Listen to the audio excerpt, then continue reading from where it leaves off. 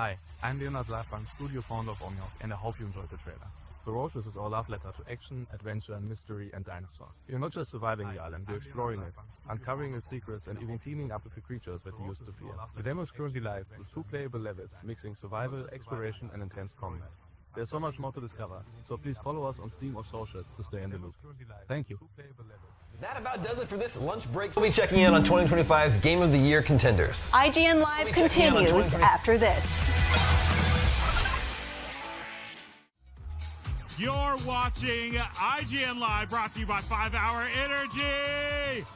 We watched Game of the Year contenders. IGN Live continues after this. So many episodes with so many developers, but this is the first ever voice actors react to speedruns. And I'm here with the cast of 5 Hour Energy.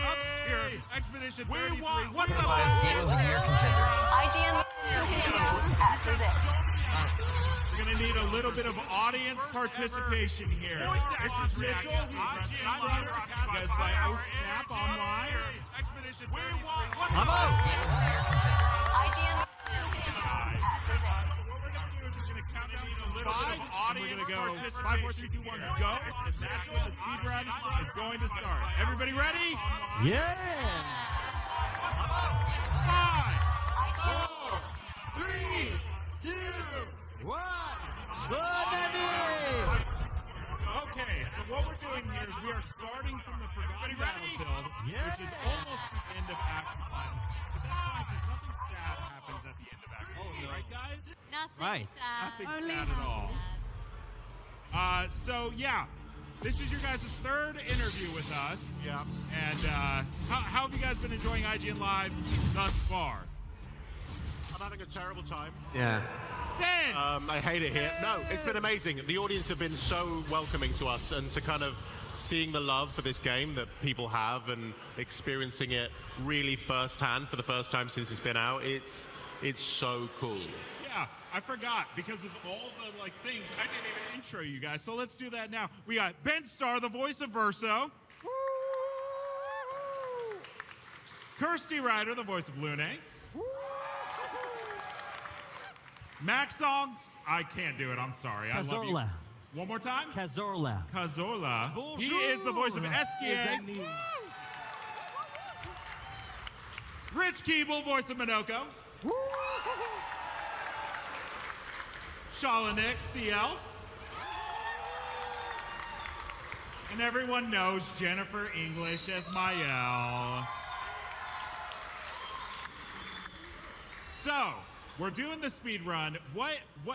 How many hours have you put into Claire so far?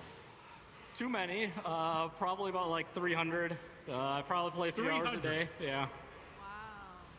When you guys were, especially for you, Max, when you were, when this game was in development, did you think that people would be beating it in an hour, 20 minutes, hour, 30 minutes? Oh no, especially when you know that there are, I think, 4 hours and 30 minutes of cutscenes. Yeah, exactly. Yeah, well, here's the thing. He skips them all. Yeah.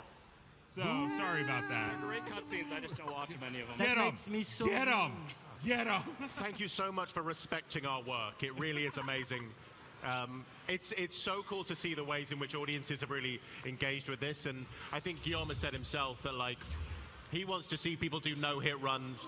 He wants people to experiment with the fastest way they can complete it, because this game is obviously a really beautiful narrative and an amazing immersive world, an amazing story, but also it's a playground for fun, and it's just really cool to see people kind of play the game in this the way that it was intended. Clipping through bushes. Yeah. I can't wait. I want to do an episode with Sandfall, and they're going to be really upset when they see all this kind of stuff.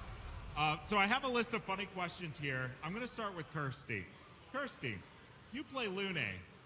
Yes. She's the only character in the game that doesn't walk. She floats. Does that just make you feel better than everybody else? Yes. Good. Good. You are better than everyone else. The first clip I ever saw of Claire was Lune There she floating around. goes. So what is it that you're even doing right now, Mitchell? Did you mean to fall right there? I did not mean to fall. So Okay. there's a really cool boss here. I think you showed the cinematic earlier today, but we're just going to skip the boss entirely, and I'm actually going to go really high in the air too here, so you'll see in a second here. Is there someone you like running as the best? What do you think, Max? Is this what you wanted the game to look like, or he's just depressed? Absorbed, completely absorbed. Sorry. That's He's all right. so sad. You'll get to see it again because I missed where I wanted to land. Oh, we get to so- see it again. I wanted you to see it twice, so it's fine. Stage fright. It happens. No. You can do this. How did you realize you can do this? There's a lot of people who look into a lot of different things in this game, so I didn't realize I could do this, but someone else found it, and yeah, it's just a lot of messing around with different stuff to figure it out. It's so beautiful seeing Mael just plunge to her. Did you do it? Yeah. We did it. Okay. Okay. Speaking of Mael, Jennifer, I have a question for you. Yes. If people here don't know, which is like, okay, this is also the voice of Shadowheart from Baldur's Gate 3. Any Baldur's Gate 3 fans? So my question for you is quite simple. What's it like just being in the best games ever made? Look, it is coincidence, can I just say? I didn't just like handpick. Well, I kind of did with Expedition. I'd like got the audition through, and I was like, yes, yeah. So thank you, Guillaume and Jen. But no, it does feel very good. That's it. I'm glad. Thanks. I love Baldur's Gate, and I'm sure everybody here does too. So, I mean, what are you gonna do? Games. Well, it was funny because at first Esquier was not part of the motion capture process because he's Esquier. I mean, apart from a few scenes, but so I didn't know a lot about, most of his dialogues are in the camp. But now once you get to know him and everything he feels and the past with also Verso, it's so touching. Yeah. So I tried to be as honest as I could, almost like a child, like he feels something and he just, like if he's mad, well, he's gonna tell Verso, Here's a bit of trivia. Does anybody remember? Don't answer. Does anybody remember what SKA is filled with? Yes. Me. Wine. Verso's wine. Yeah, well, I remember when we were recording it, and Jen Svedbergian said that they wanted to do SKA plushies that are also wine coolers. Yes. Which would be a really cool thing. So make it happen if you want it, make it known. But like SKA wine coolers would be really, really good. I want one of Oh, those. yeah. Just like a wine pouch that you can squeeze and wine can come out. Oh my god. Shala, how are you doing? I'm doing good. You've been in a lot of games as well. I have. How has being in Claire been different than Cyberpunk or Baldur's Gate? Oh my gosh. Yeah, it's just the writing, the depth of the character. It was delivered to us like a film script, which you may have heard, and that allowed us to really immerse into the world, and was just so much more helpful when creating the character. Yeah. Yeah, and having an emotionally rich character with such a deep history was completely new for me. Might I also say, CL has the best hair in the game. She really does. She got good hair. Yeah. Have you guys all seen the bald outfits? I've only seen the Mael one, and it is... The which outfit? What's that? Which outfit? It's The where bald. you can make your characters bald. Oh, no, I haven't seen it. I haven't seen I've only that. seen Mael, and it's awful. It's quite awful. Okay. You look like Megamind. Oh, nice. So, okay. That's gold. So, okay. So we are in Minoko Station. How's the speed run going so far? It's going great. You missed the best song in the game. The We Bonobos did. theme. Yeah. Oh, yeah. Well, that happens. So, Max, who did these are all just animations, or did they have you guys like filming stuff to get all these? We did the mocap for the cutscenes, not Just the cutscenes. Yeah. These are all animated in. Yes, Have you guys watched a lot of the fights in here and see all the crazy things your characters do? It's nuts. Yeah. The way Gustav runs, for example. What's that? The way Gustav runs. Oh, yeah. It's pretty intense. So nobody filmed all these running animations? No, They no, just no. filmed somebody just sprinting, and they're like, yeah, that looks good. I mean, we kind of did some for sometimes they needed to pick up from one cutscene to the gameplay, but no, all those animations were made by the studio. So this wasn't you, for That's not me. I'm sorry. Yeah. That wasn't you, just on all fours, just running around? I mean, I would have loved to do that, but If they yeah, I'm would not have going to asked, take you would credit have done for it. I mean, Ben, Yes, you know a little bit about Final Fantasy. I do. You were in a Final Fantasy. I was. Final Fantasy 16. Yes. Now, this game is nothing like that, but this game is very, a callback to Final Fantasy 8, 9, Yeah. stuff like that. Are you a fan of those as well? Yeah, Final Fantasy VIII is my favorite game of all time. So Okay. I preach the good gospel of Final Fantasy VIII, so thank you to everyone who comes up to me and says they feel seen when I talk about that game. But, I mean, Guillaume is also a huge fan of Final Fantasy VIII.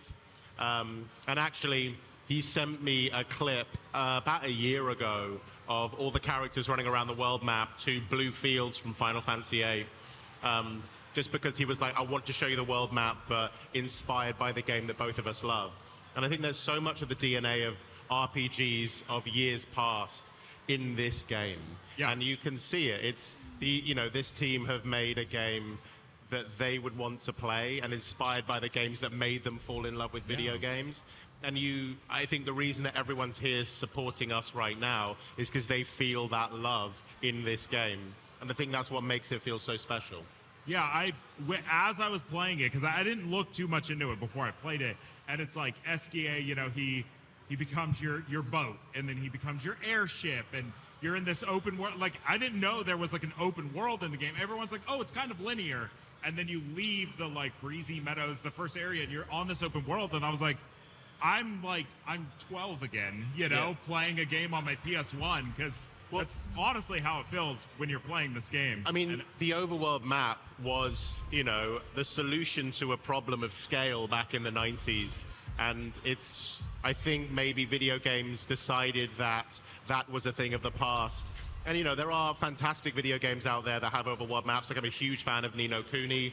That has an absolutely stunning overworld map. And there are, I think Dynasty Warriors did it recently this year as well. But, it's really, really great to pay homage to what is not just a solution now. It's a wonderful thing that made us get this sense of scale in these games without having to actually do the scale. Right. So, I'm going to turn to Mitchell here. You're on the hot seat, buddy. All right. So, when speedrunning this game, is it all just about, perfect parries, perfect dodges? Because, I assume you're not leveling up much. Yeah, we're definitely lower level than most people would be casually, so it does rely a lot on making sure you just don't miss any parries. So, yeah.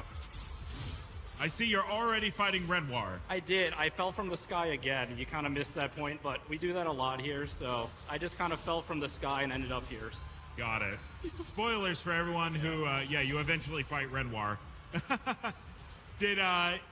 So none of you got to work directly with, Andy Serkis or Charlie Cox or anybody, right? I mean, none of us got to work directly with each other, really. It was about, there were opportunities for us to be in the booth, but not really at the same time. Yeah, we were lucky that we got to meet each other at a dinner, halfway through your filming. Was it at the beginning of your? Well, not all of us, but some of us got to meet, and that's so rare with voice acting. So to get to meet the body along with the voice, so that you can imagine it when you're in the booth, is very helpful, but very rare. But we got that on this. Yeah. I remember hearing you in my first session, and I didn't know you were in it, and I went in the booth and I heard you, and I was like, oh, friends.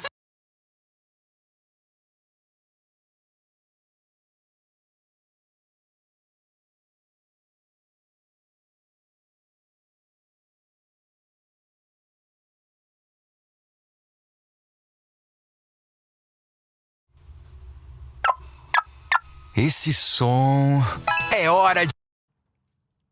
Está Aqui mandou R$20. Fala, pessoal. Na opinião de vocês, é errado dizer que a Bethesda não trata a franquia TES com o devido valor? Pra mim, esse jogo é o GTA deles, mas parece ser tratado como qualquer coisa. Não, cara, eu discordo. Eu acho que a Bethesda, na verdade, ela cuida bem demais, por isso que ela não lançou ainda, tá? Porque ela sabe que o impacto que o Skyrim teve em videogame, e ela sabe que ela tem muitos defeitos e que não dá pra sair um Elder Scrolls 6 com os defeitos que o Starfield tinha, por exemplo, sabe? Então eu acho que eles estão esperando segurar pra lançar um bagulho que realmente vai ter o impacto que todo mundo espera que tenha. Porque a expectativa em cima do Elder Scrolls 6, ela não é tão alta quanto o GTA, porque nada vai chegar nisso, mas eu acho que do mundo dos videogames é o GTA 6, o Skyrim, né, 6, o Elder Scrolls 6, e o Half-Life 3. Tipo, deve ser as maiores expectativas de todos os tempos de videogame. E o Witcher 4, você acha que tá próximo agora? Não sei, cara, porque... Eu ainda acho que o Elder Scrolls ele é maior ainda. É, o Witcher, ele não tem o lastro que o Elder Scrolls tem. Porque o Witcher, ele realmente estourou, tá no 3, então 10 anos, né? A gente tá falando do Elder Scrolls, uma franquia muito maior, muito mais antiga. E sim, tem alta expectativa no Witcher 4 também, mas eu acho que esses aí... Pra complementar essa resposta é que se você olhar, a gente às vezes acaba esquecendo que a gente não joga aqui, é o Elder Scrolls Online. Tem online. O Elder Scrolls Ele Online, continua fazendo, né? Ele recebe atualizações constantes, a Bethesda dá muita atenção. Na verdade, Elder Scrolls talvez seja a franquia que ela mais dê atenção de todas. É verdade. Certo? Tem muita expansão, Elder Scrolls Online, a gente aqui não joga, não fala muito, mas tá lá rolando com uma base enorme de jogadores, certo? Então, tem mobile também, suporte a mods, certo? A Bethesda tem suporte oficial a mods pro Skyrim, ela tá sempre renovando isso, conversando com a comunidade. Então, na verdade, ela dá um imenso suporte ao Elder Scrolls, né? Falar que acho que o erro deles foi anunciar o 6, né? Tão cedo. Tipo, eles nunca... Eles nem começaram a produzir. Mas então, no 6, não foi pré-aquisição da Microsoft? Foi pré. Então, Foi. talvez eles estavam num momento de desespero. Sabe qual é? Pode ser. Tá. Porque se a Bethesda foi adquirida é porque alguma coisa estava errada lá dentro, né? Se tivesse tudo bem, eles não iam ser adquiridos. Eu imagino. E aí eles anunciaram isso, falaram, vamos subir as ações aqui? Porque eles têm esse botão, que nem o GTA. A Take-Two tem botão de subir ação, só lançar um trailer de GTA. Eles têm também, do Elder Scrolls. E aí anunciaram e nunca mais, pô. Deixa eu perguntar um negócio aqui. Eu tô vendo o chat, assim, todo mundo com as suas expectativas, o que quiser, né?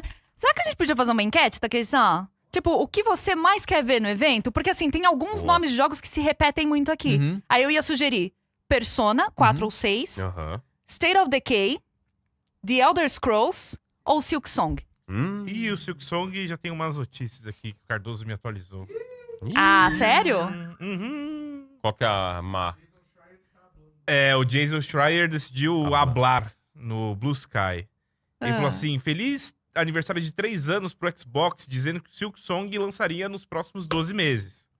Caraca, velho. Aí, um cara respondeu assim, se não tiver data de lançamento no Xbox Game Showcase hoje, eu sinto que nunca vai sair, haha. E ele respondeu, então eu acho que nunca vai sair. Rapaz. Nossa! Caraca! Bom, Ou seja, acho que nada de hoje. Quantas alternativas? já botou aí. Porque agora eu comecei a ver um pessoal falando de Forza. Agora é que só pode 4 aqui no... coisa. Bom, vamos Bom. deixar aí rolando, enquanto tem mais mensagens de vocês também. Tinha um cara, que é tanta... Galera, obrigado pela massiva quantidade de mensagens, tô tentando escutar o máximo que dá aqui, tá? O Cauã mandou. A One L mandou R$20. Get over it. Será que a coleção dos Mortal Kombat antigos chegará no Xbox? Espero que essa coleção dos anos 90 não custam R$250 kkkk. Enfim, um salve para Davi Jones, Thaís, Fênix Half-Life 3 e FLW. Eu não entendi o O cara final. manda a voz do Google com um monte de sigla, fica difícil entender, pô. Mas assim, eu acho que não tem motivo pra não sair no Xbox. Essa coletânea. Tem mesmo, Agora o preço, vamos torcer pra que não seja R$200, né? O Arles Vieira mandou aqui. Boa tarde, galera do Flow Games, tudo bom? Bom trabalho pra vocês. Obrigada. David Jones, eu não curtia muito de games, né? Já possui um PS2, né? Hoje não tenho mais. E a partir do momento que eu comecei a ver alguns vídeos no YouTube, cara, aí eu sou inscrito no seu canal, né? Do RJ. Cara, eu sou muito fã do seu trabalho, viu? Parabéns. Eu não curtia muito, mas através do seu trabalho eu comecei a gostar, tá? E eu não tenho um videogame. Qual que você me indicaria hoje? Um Nintendo Switch 2 ou um PS5 pra me poder começar a iniciar? Pô, cara, é uma pergunta difícil porque tudo depende do seu estilo de vida, entendeu? Se você... É que você falou que não é muito de videogame, né? então você não tem aquela paixão pelos jogos da Nintendo. Imagina, né? Tô aqui supondo. Então, PlayStation 5, pô. E mais barato, né, nesse momento. Você vai encontrar pra comprar no Low Games, inclusive, boa. tá? Aqui, ó. Não, aqui é Bonox. Pode ir lá também comprar cartão de jogo. Mas você pode encontrar no Low Games PlayStation, tá? Entra no grupo do WhatsApp, você vai encontrar aí... inclusive tá na promoção, hein? Né, Takeshi? Temos aí 3.200 e pouco. Promoção do PlayStation 5 pra você adquirir, tá? Essa promoção vai até o dia 11, tá, galera? Aproveita que tá acabando a promoção aí, ó. 3.207, tá? Ó, vocês aí que estão no chat também podem ir lá. O link está aqui na descrição. Pô, o cara chega e fala, estou longe de videogame, mas quero curtir, quero começar. O cara, vai de PC. Você acha que alguém que não mexe em videogame vai pegar em PC agora, gaming? Gente, peraí, cara. Calma. Tem que botar na TV e jogar, certo? E aí tem Tem que introduzir aos poucos, né? E assim, eu falei o PlayStation porque ele perguntou o PlayStation não tem o Switch, tá? Porque o Xbox com Game Pass é uma opção também. Mas pega o PlayStation, aí pra você começar, pega o PlayStation, assina lá o PlayStation Plus com o catálogo de jogos lá, testa vários jogos e vai, irmão. Testa vários jogos e vai. Perfeito. Tá? Exato. Vai introduzindo. E aí você vai refinando aí as suas escolhas também com o tempo, né? Não é? Exatamente. Vai introduzindo. O vô de bebê reborn? Vô de bebê reborn mandou R$20. Só pra compartilhar que estou viciado em Have a Nice Death. Tamo junto, galera. Qual que é o vício? Have a Nice Death. Have a Nice Death. Ele tava está ainda, né? No Game Pass, esses tempos aí atrás. Um joguinho legal, a galera gosta. O Emerson mandou aqui, ó. Emerson Plays mandou R$20. Boa tarde, galera. Só queria dizer que a Ubisoft sempre esteve certa. Agora, com a fabricação de Blu-ray ter oficialmente acabado, na próxima geração, teremos que nos acostumar a não possuir mais jogos. Acabou a fabricação de Blu-ray? Não tô sabendo disso. Não acabou por completo. Só a dos Blu-rays regraváveis. Isso. As fábricas, elas já encerraram. Agora, o Blu-ray realmente para distribuição continua. Claro. Exato. O Blu-ray é que às vezes pode dar a entender que o Blu-ray acabou, né? A mídia mas não é isso ainda. Né? Exatamente. Galera, muitas mensagens, muito obrigado. O Pedro mandou uma aqui que eu acho difícil, tá? Mas vamos ver. Pedro mandou R$20. Salve, pessoal. Abraço a cada um de VCS. Quais as chances de aparecer um novo Killer Instinct nesse evento? E uma pergunta num ano que tenha GTA 6 e The Witcher 6 com tudo que promete, Witcher qual 6? seria o GOT? The Witcher 4, no caso, The Witcher 4, GTA. GTA 6. GTA. Esquece. Não tem o que fazer. Galera, deixa o like na live. Tem muito mais gente do que like ainda. Deixa o like e vambora que daqui a pouco vai começar, hein? Estamos aqui conversando com vocês e vambora, tá? E a enquete? Como que ficou? Vamos ver. A enquete tá rolando ainda, mas deu 36% para Elder Scrolls. 20, e aí todos os outros praticamente empatados em 22. Caramba. 22 e 20 State of Decay. Então deu Elder Scrolls. Eu vou encerrar aqui. Boa. Galera, realmente Elder Scrolls é muito popular, tá? Eu queria fazer uma pergunta pra vocês aí. Não tinha aquele rumor de que o Forza ia perder o número? Ia virar só a franquia Forza? Sim. Isso aí continua aconteceu no ou último, mudou? né? O Forza O Motorsport. já aconteceu, Zé. Já aconteceu. O último Motorsport numerado foi o 7, 8, 7, né? Foi 7. Foi 7. Foi 7, né, Luizão? E o último Forza, ele foi Motorsport. Não foi o 8, né? É que tá na época do Horizon agora, né? O Horizon ainda tá numerado, né? O Horizon que eu tô falando, eles não têm intenção de fazer isso com o Horizon? Pô, eu acho que o Horizon, se não fosse numerado, seria estranho. Né? Porque é outra às pegada, vezes, né? Forza Horizon, Japão. É isso aí. pode ser. Eu pensei em trocar o número pelo local, né? Pode ser. O Novo Game mandou R$100. Muito obrigado, toma. Novo Game mandou R$100. Será hoje anúncio oficial do Xbox portátil? Aguardando o PlayStation portátil. Próxima geração vai 100% digital e portátil? Olha, os rumores estão apontando pra isso, tá? Eu gosto disso. E a Asus, recentemente, fez um teaser desse Xbox portátil, sabe? Eles mesmo fizeram. Sim. E só que aí saíram rumores que teria sido adiado e tal, que eu fico chateado, porque... São duas coisas, na verdade. Eu também confundo muito isso. É. Esse da Asus é uma parceria. Isso. Uhum. E tem o Project Kina, que é o portátil mesmo do Xbox. Uhum. E os rumores, de acordo com o Jazz Corden, do Windows Corden, Central, é que esse do Xbox teria sido adiado para um outro momento. Isso. Aí vamos ver esse da Asus aí, que é o mais provável e tal. Ó, o Jorge da dupla Jorge... Jorge da dupla Jorge mandou R$20. Previsão de quando volta estoque do Switch? Então, não sei, Mas você pode entrar no grupo do Low Games, tá na descrição aí. Entra no grupo do Low Games, que assim que tiver estoque novo, vocês vão receber lá aqui, ó. Grupo do WhatsApp do Low Games, tá? Pode acompanhar as lives também, que a gente sempre fala quando tem novidade. E nossas redes sociais também fala quando tem lançamento, faz stories e tal. Mas o grupo do Low Games é o mais barato não, mais rápido. E o mais barato também, né? Mas o mais rápido, você saber a informação, é no grupo do Low Games. Eu tô gostando muito dessa animação da Thalia. Ficou perfeito. Mas é importante mesmo, viu? Porque o Switch 2, ele tá, os acessórios, né? Agora estão esgotados, mas vai voltar. E se você estiver no grupo do Low Games, você será avisado o quanto antes. Ó, o Kutaro mandou aqui, essa é pro Mikali e pro Vini, que gostam. Futuro mandou R$20. Meu sonho era a Micros anunciar The Evil Within 3. Os survival horror estão muito em alta com a volta de Silent Hill e Resident Evil entregado games de qualidade. A MS podia aproveitar esse momento. Mas aí tá a questão da Tango, né? É da Tango. Aqui é aquele... A gente faz o... Sabe o meme do... Não, mas só se de repente algum outro estúdio assumir, ou... que era muito... não sei. Ou eles ressuscitarem a Tango. Já ressuscitou, né? Porque foi pra Krafton. Foi pra Krafton, exato. A Tango, ela continua existindo fora da Microsoft. Exato. Inclusive, Hi-Fi Rush continua existindo fora da Microsoft. Os direitos da franquia não são mais da Microsoft. Agora, Evil Within permanece com a Microsoft. Infelizmente, né, as pessoas principais, o 2 foi dirigido já por um outro cara, que não foi o Shinji Mikami, que é o John Johannes. O John Johannes dirigiu o Hi-Fi Rush, dirigiu o Evil Within 2 e co-dirigiu o primeiro Evil Within. Esses caras todos aí não estão mais lá. Então, ficarei em outras mãos, com outro estúdio. Eu quero acreditar, porque eu sou muito fã, amo The Evil Within.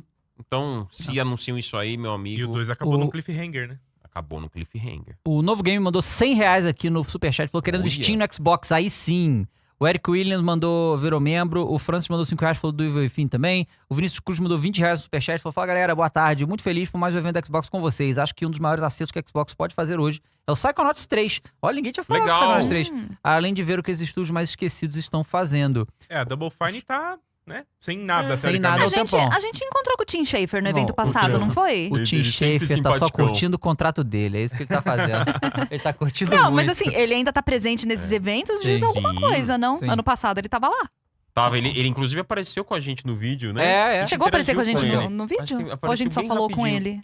Não... Eu não lembro agora, Mika. Eu já disse, a minha memória tá péssima. Mas ele foi super simpático. O Play All Games mandou 5 membros pro chat do YouTube. Muito obrigado. O Lincoln falou aqui no YouTube. Salve, família do Flow. Quero ver o Gears of War e-Day. A gente espera alguma atualização. Tá? É o que eu mais espero. É o que eu mais espero de todos. Mas vai ter, gente. Galera, é impossível. Só pra... hoje? Alguma coisinha? Eu acho impossível eles passarem desapercebidos. Será? Então, mas tipo Fable, que anunciaram aquele teaser... E aí ficou anos até voltar, sabe? Mas Fable já é uma questão. Fable tem aí uma bagagem já. Um histórico. Ó, galera, atenção, tá? Foi aberto a live do Xbox. Bota na tela aí, consegue botar? Só pra gente dar uma olhadinha. Ó, foi aberto, deve ser o pré-show. A gente vai acompanhando aqui também, tá? Eles acabaram de abrir. A gente vai ver o que vai acontecer aqui. Se vai ser só propagandas, né? Ou se vai ter mais alguma coisa, mas a gente vai... Nossa, mais 18 assim? Deixaram? Tem um... Sei lá, se tiver o Doom ou o bagulho mais 18, entendeu? Isso aqui, ó. Nossa. Mas tá ali, começa em meia hora, né? Opa, isso aí. Então, pode ver. É um wallpaper mesmo? Não sei, eu ia falar alguma coisa do South of Midnight pelo cenário. Eu também achei. Eu ia falar Metal Gear. Não, tá muito... South of Midnight é mais... Não, isso é um jogo de Play 2, né, gente? Vamos falar a verdade, mas... que é isso? Sei lá. É que tá muito... Tá jogando os peixes ali? Pesca... não, Metal Gear não é. Não? O pessoal tá falando aqui Fallout. Fallout? Pode ser. Não, Pode mas Metal Gear, aqui tem muita floresta, né, no Metal Gear 3. Não, mas esse ambiente aí, mas não. Não é. Isso é Fallout 76, tô falando que, nossa, mas esse gráfico tá sofrível, tá? Bom, o Fallout 76, ele traz do gráfico do 4, né? Aí, ó. Não, peraí, a pescaria aí. É uma pescaria, gente. Vamos ficar de olho aí, né? Eles literalmente jogaram a isca, né? Lançaram o bait. Exatamente, é o bait. Ó, vai vir o peixe, vamos ver o peixe que vai... Não, quero ver o peixe! Ó, fisgou. E aí? Pegou o peixe. Ó, fez um pam. Desapareceu o peixe. Não, se Aí, o peixe duro. Gente, o que é isso?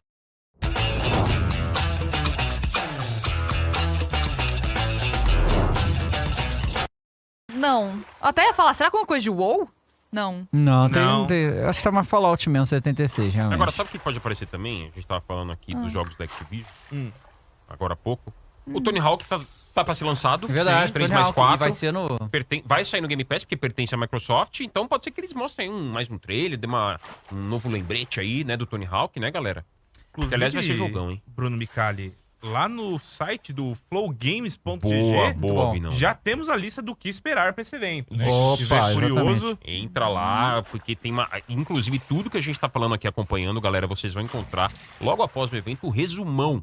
Confira tudo. Se você perdeu alguma coisa, chegou no meio, entra no flowgames.gg, que agora está sendo atualizado em tempo real. Olha a notícia do Black Myth Wukong, que ganhou a data para chegar ao Xbox.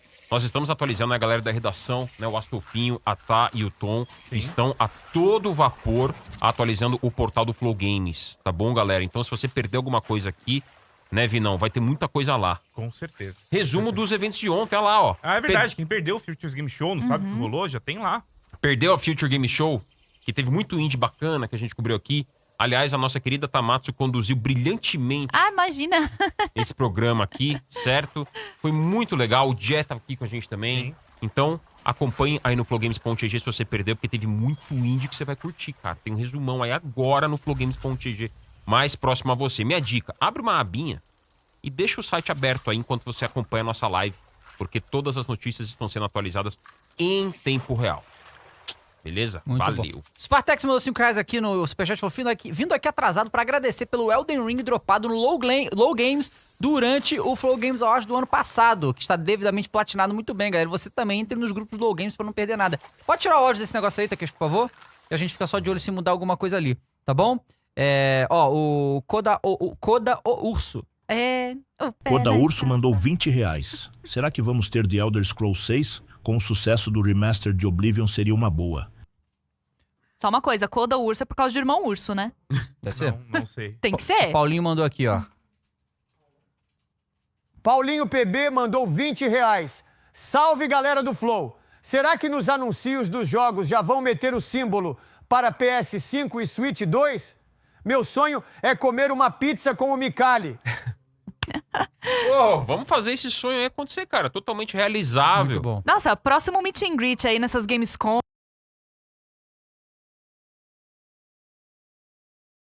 Sim, tá? Acredito que vai ter esse símbolo do Switch, do Xbox, do Porque a PlayStation. gente viu, né, Dava? A gente até comentou aqui que no evento do Xbox que teve no início desse Calma ano... aí, caiu. O que que eu veio, Takeshi? Ok, internet, isso? Ui. O que é isso? É o buffering. Buffering. Voltamos, gente. Foi rapidinho. Ó, dúvida pra vocês. Ah. Qual vai ser o primeiro jogo do Xbox pro Switch 2? Pô, Boa excelente, pergunta, hein? Excelente. Pro Switch 2. Ah, Eles podem lançar o Sea of Thieves. Não, poder pode. Agora, qual É. que vai ser? Eu chutaria no Halo Master Chief. Master Chief Sério? Collection. Não acho. Starfield? Se eu tivesse que chutar... Não, chutaria COD. Algum COD. Eu vou de Forza. Nossa, COD Forza? foi... Eu vou de Forza Forza. É porque o Halo não foi anunciado nem pro PlayStation, né? Então, isso Pode ser uma junto, vez né? só, É, pode ser. Eu vou lançar o Sea of Thieves aqui, então, que eu acho que Boa. ele tem bem a cara, assim, do Switch. E dá pra galera jogar em massa aí também. Vamos ver. O Rodrigo falou aqui, ó. Ih, esse aí, ó. Presta atenção no que o Rodrigo falou. Rodrigo mandou 20 reais. Gears e o Louknid Song vão ser o show desse evento. Estão mais próximos do que nunca. Eles não podem nos fazer mais de palhaço com o Louknid Song. Podem sim, cara. Fica tranquilo que eles podem fazer a gente mais de palhaço talvez sempre. faça. Eu estou otimista. Eu acho que eles vão mostrar tudo que a gente quer ver. Porra. Vamos ver. Ó. Boa, hein? Pô, tem cada... Olha, esse tipo de comentário que eu gosto. Olha. Ai, meu Deus. Prado mandou 20 reais. Meu primeiro contato com a Nintendo foi com o Switch 2, que comprei agora, pelo Low Games mês. Achei a bateria fraca para um portátil. Verdade. E achei paia ter que pagar pelo próprio tutorial do console KKKK. Então, o que a gente tava falando ontem, todo mundo aqui, sem exceção, e provavelmente todo mundo que comprou o Nintendo Switch 2, teve algum problema em configurar o Nintendo Switch 2, tá? Sim. Porque coisas básicas não funcionam ainda na estrutura da Nintendo. Só que os jogos são reféns do console, pô. É. Aí você quer jogar Mario Kart, você vai jogar onde? Só pode ser ali, então você vai lá e compra. É isso. Lembrando que Pokémon, vou jogar onde? Não tem o que fazer, né? Não tem o que fazer. Você passa pelas dificuldades com prazer, sabendo do prazer realmente, que vem depois. a questão pô, jogar um Mario Kartzinho no portátil, deitado na cama, é incrível, pô. Isso aí é um negócio que não tem igual. Mas a bateria eu também achei... Esgota rápido. É. E demora muito pra carregar. Pois é. Sério, eu ainda não... Sabia que o meu, ele veio com 75% da bateria... 76% da bateria carregada? O meu veio bastante assim também. Geralmente ele vem com uma carguinha ali de fábrica, né? É só em grau comparativo porque a gente abriu aqui, veio com 50 e poucos por cento no que a gente abriu aqui no estúdio, quando a gente foi fazer a live. Mas só essa curiosidade, ainda não tive chance de ver quanto tempo a bateria tá durando. Só um detalhe, quanto à bateria, que eu dei uma lida sobre isso, né? Que eu fiquei preocupado com isso também, tá? A bateria, ela é influenciada pela resolução que o jogo tá sendo rodado, tá? Então, se você, por exemplo, quiser rodar o Mario Kart a 4K 120 frames, que é possível, ele vai consumir bastante bateria. Então, tipo assim, se você tiver no portátil, tiver 1080p ali, acho que vai durar mais. Né? Mas no dock ele já não tá carregando? Tem razão. Não, mas no dock ele não... no dock ele não consome carga. Mas já tá carregando. Sim. O Novo Game mandou mais R$100 no Superchat, muito obrigado. Falou, esperando o emulador oficial do Xbox pra PC. Querendo rodar o Xbox clássico 360 direto no PC pro Game Pass. Pode ser. É verdade, né, cara? O Xbox não faz isso no PC, devia fazer, né? Devia. Pô, Gears of War 2 nunca saiu do 360. Quer dizer, tem retrocompatibilidade e tal, mas não tem no PC. Tem o 1, tem o Ultimate Edition, vai ter o Reload. Vai ter o Reloaded agora, né? Que vai ser até aí pro simultâneo, né? Pode ser que eles mostrem. Que a gente achou que ia ser uma coletânea, né? Assim como tem o Master Chief Collection, até o Marcus Phoenix Collection. Aí, a gente achou que pelo menos a trilogia clássica, né? Os primeiros, né? Cara, já misturou um pouco de tudo na minha cabeça. O 2 é o do Dom. Isso. Tá, ok. O Jubileu mandou aqui. Você quer Jubileu Nemeu mandou R$20. O que estou mais esperando para esse evento é o bundle de Ori para degustar no PS5. É tudo nosso. Pode ser que tenha, viu? Detalhe, ia vender muito, tá? Tem no Switch. Os dois, né? Os dois, Ori and the Blind Forest, Ori and the Will of the Wisps. 2 jogaços lindos, mas realmente ainda não saíram pro PlayStation. Verdade. Seriam muito bem-vindos. O Visible Bird. Visible Bird mandou R$20. Boa tarde, pessoal da mesa. Um abraço especial para Thaís, que me fez admirar e gostar do Xbox lá da época do Inside Xbox em 2013. Caramba, faz tempo. Faz um evento tempo. ótimo para todos nós. Muito obrigada. Eu olho com muito carinho pra essa época, viu? Me diverti muito fazendo todas essas coisas com a Microsoft. E você vê um tipo de coisa, né, tá? Que acaba trazendo informação pras pessoas sobre o Xbox de um jeito muito orgânico, muito verdadeiro, né? É uma época, a gente sente falta, né? O Inside, ele tinha essa magia de divulgar a marca Xbox de um jeito lúdico, divertido, apaixonado, né? A gente dá uma falta, uma coisa que eu posso dizer sobre aquela época é que era tudo muito divertido. Os programas que a gente fazia, assim, a gente se divertia muito, né? Tanto os programas, as coberturas que a gente fazia. Os stands da Microsoft, quando eles faziam as coisas, era uma coisa assim, sabe? A primeira BGS acho que foi em 2014, mas a de 2015 o Phil Spencer já veio com a gente aqui. Então, era uma época muito gostosa. Muito obrigada pela lembrança. O Fábio José Nunes mandou €12 e falou aqui, ó, adoro o trabalho de vocês todos. Queria saber dos 2 clássicos, Resident Evil 2 e 3, que vai dar pra jogar no Play 5, foi anunciado no evento. Isso vai ser na PlayStation Plus. Não lembro se foi PlayStation Plus, vai ter que comprar. É Plus. Não sei se eles, né? Porque tem alguns clássicos que você pode comprar, né? Mas o que eles anunciaram foi até num bloco de PlayStation Plus. E eles têm aquele do Plus Deluxe. Isso, Deluxe mesmo. No Brasil é Deluxe? Deluxe. E lá fora é Premium. o Premium, isso. Mas aqui Premium. chama Deluxe. Isso. E você tem acesso aos clássicos e vai ter o Resident Evil 2 e 3, já tem o Dino Crisis 1 lá, né? Sim, e muitos deles têm lista de troféu com platina. Legal. O Vinícius M mandou aqui. Vinícius M mandou R$20. Boa tarde, equipe Flow. Venho parabenizar o Dave e a Thaís. Acho vocês muito fofos juntos. E ainda mais o Dave, que começou com o canal de gameplay, agora está com uma família linda e uma equipe maravilhosa. Muito obrigado, meu muito amigo. obrigada. Comentário engrandecedor, né? O Lord Hatman. Lord Hatman mandou R$20. Será que sai algo sobre Diablo 4, sobre a nova classe? BJ Thaís. Beijo. É possível ter coisa de Diablo, sim. Porque é meio live service deles, eles precisam ter atualização. A gente sempre recebe coisa da Blizzard, comunicados. Diablo 4 é uma aposta interessante. Se bem que Blizzard tem a BlizzCon pra eles trazerem novidades. Mas cadê, né? Não tem, né? Ano passado já não teve. Ano passado que não teve? Foi ano passado. Foi ano passado que Eles não teve, cancelaram, né? É. Muita coisa da Blizzard hoje foi absorvida na Microsoft no evento do Xbox, Só, né? só uma curiosidade, só porque falar de Xbox e agora falar de Menino Dave. Amor, este é o 8º? O quê? 8º ano de conferência do Xbox que a gente vê junto. 8º ano. 8º ano. Mas a primeira vez a gente... Foi por causa do Xbox que a gente se conheceu, né? Sim. Foi naquele pós-show. Foi no pós-show ou foi antes? Não, foi pós, né? Que teve a conferência pós, e foi aí depois depois, ficou ali como se fosse um show floor com os consoles pra testar. E foi aí que o Dave veio falar comigo. Não, a festa foi antes. Foi antes? Eu não lembro agora. A festa foi antes. Você falou comigo a primeira vez na festa, mas aí depois, no dia seguinte, na conferência, depois da conferência, aí você começou a andar mais ali comigo. Então ainda tem mais essa história com o Xbox Verdade. aqui. o Especial, né? Old Republic mandou 54,90 e falou: pessoal, se tem alguma notícia oficial a respeito da ausência da localização brasileira pro 007 First Light? Aí falou: será que o Cross e Fênix consegue um posicionamento lá da IO Interactive?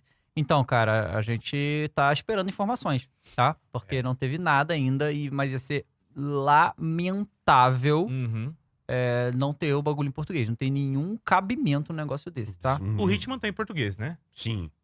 Tem. Tá, tem, pô. Tem, né? Verdade. Agora, Porque o único indicativo é a página da Steam, que a gente já até comentou aqui na live. Que não é algo do Steam. escrito em pedra, tá, galera? De Exato. que não vai ter. Exato. A gente tem que ficar de olho quando entrar nas páginas dos consoles e ver como é que tá lá. Tá? Eu chutaria que isso daí vai ser atualizado e vai ter tradução pro nosso idioma. Lucas FG mandou. Lucas FG mandou R$20. Na opinião de vocês, a Capcom abandonou a série Mega Man? Queria um jogo novo da série X ou Legends? O Mega Man foi meio que esquecido aí, realmente. Mega né? Man X9 até hoje não vimos, né? Galera, porque... Vai. Não, eu ia falar que o Cade Inafune, ele tinha até tentado aquele Mighty Number 9. Saiu, né? E aí, acho que foi a última vez que eu realmente ouvi, assim, falar bem dele, né? Galera, eu queria dizer uma coisa, gente. Muito obrigado pela audiência massiva mais uma vez. O link, deixa o like na live aí, tá? Entra no Low Game, na Bonox, nossa parceira de hoje. Sempre ajuda quando vocês entram lá no site dos caras e compram, mas só de entrar já ajuda. Eu queria dizer o seguinte, tem muito Live Pix, tá? Eu agradeço demais a quantidade de Live Pix e comentários aqui no YouTube. A gente tá tentando ler o máximo que dá, por isso que a gente abre a live tanto tempo antes pra poder ter bastante. Agora, você que tá mandando Live Pix, seja inteligente, ok? Tá? Eu vou tentar explicar. Porque assim, é muita mensagem, não dá pra ler tudo. Então eu tô pegando as mais interessantes. Então se você botar um nome que é trocadilho com coisa pornográfica, se você falar uma mensagem que não tem nada a ver com nada, não vai ser escutado. Assim, é muito simples, tá? Então, aí você escreve ali o nome, pensa bem que o nome que você tá escrevendo. Tá entendendo? Porque se você quer ter o seu negócio lido, né? Vamos lá. Eu vou fazer um pips. Vai lá, meu amor. Falta 15, né? O Guilherme mandou aqui, mandou R$50. Obrigado, Guilherme. Só uma coisa. Teve alguma coisa acontecendo nessa Nada. pescaria? Nada ainda. Pra ver o que Eu também tô curiosa, porque eu acho que assim, o evento vai começar com uma cena saindo dessa pescaria e aí mostrando o que é isso aí, na verdade. Ou eu ia gostar do Phil Spencer pescador, hein? Vai sair um banjozinho. Já vem. Então, eu dei o play no cara aqui, mas não saiu o áudio, o Takeshi. É o Guilherme alguma coisa, peraí. Guilherme Coelho, eu vou dar o play de novo, mandou R$50.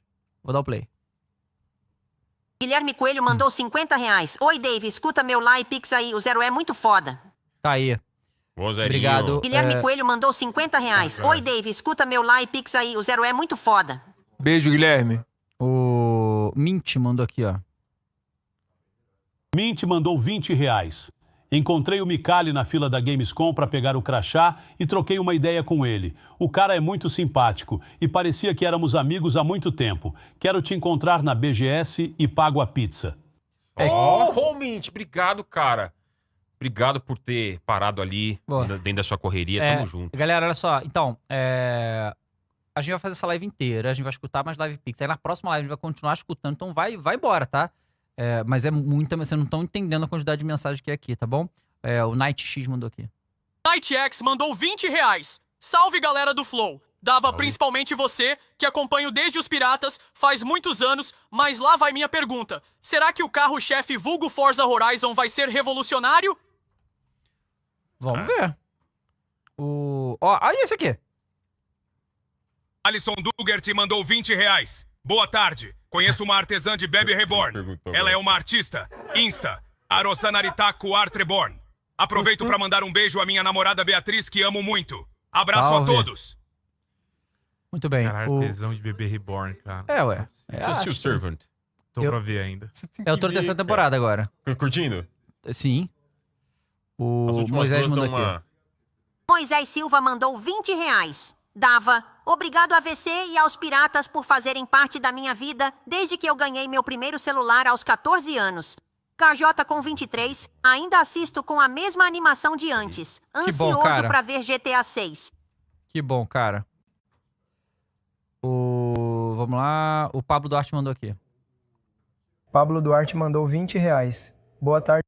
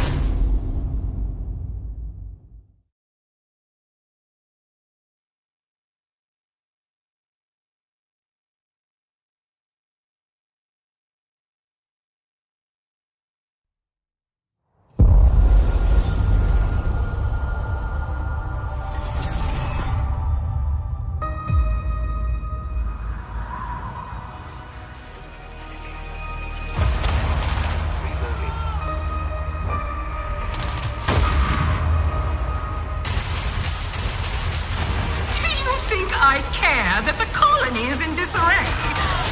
We didn't come to Arcadia to get bogged down in pointless warfare. We came to spread freedom and liberate resources for profit. But this pesky Earth Directorate agent is mucking things up. They're not alone in doing so. And they think they can just choose how things play out. They could stop us from stealing the Protectorate's brainwashing technology, which we need to improve our market share. What if this stranger aligned with the Order and that world computer of theirs? That could be the key to closing the rifts that threaten the colonies. So, you see why this menace must be wiped from the face of existence. Or, better yet, brought to our side through the power of capitalism. Now, let's get out there and buy our way to victory! I'm yearning and yearning for you. My heart and red and blue. Every last bit of my way, every last bit that I'm paid, every last bit that I save is intended for you.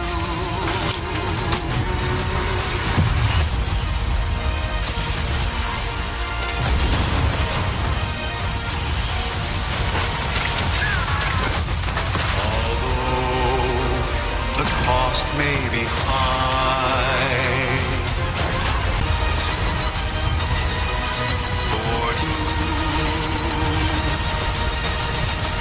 an adventure made for capitalism by capitalism. Inflate our impressions and egos by staying tuned after the showcase.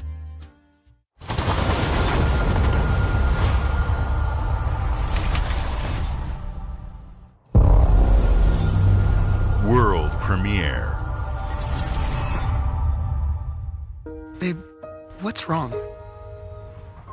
I'm sorry. I've just been so depressed lately. You know, it would fix everything. Humanzaprom.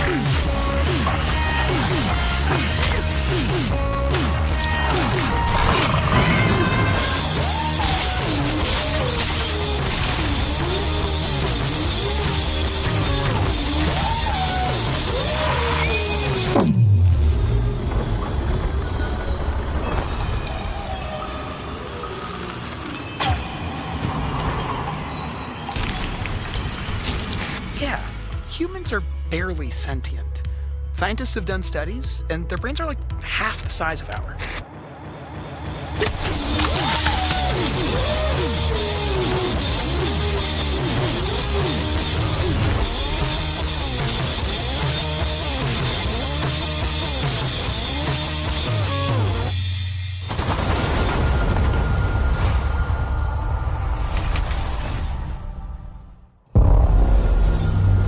World premiere.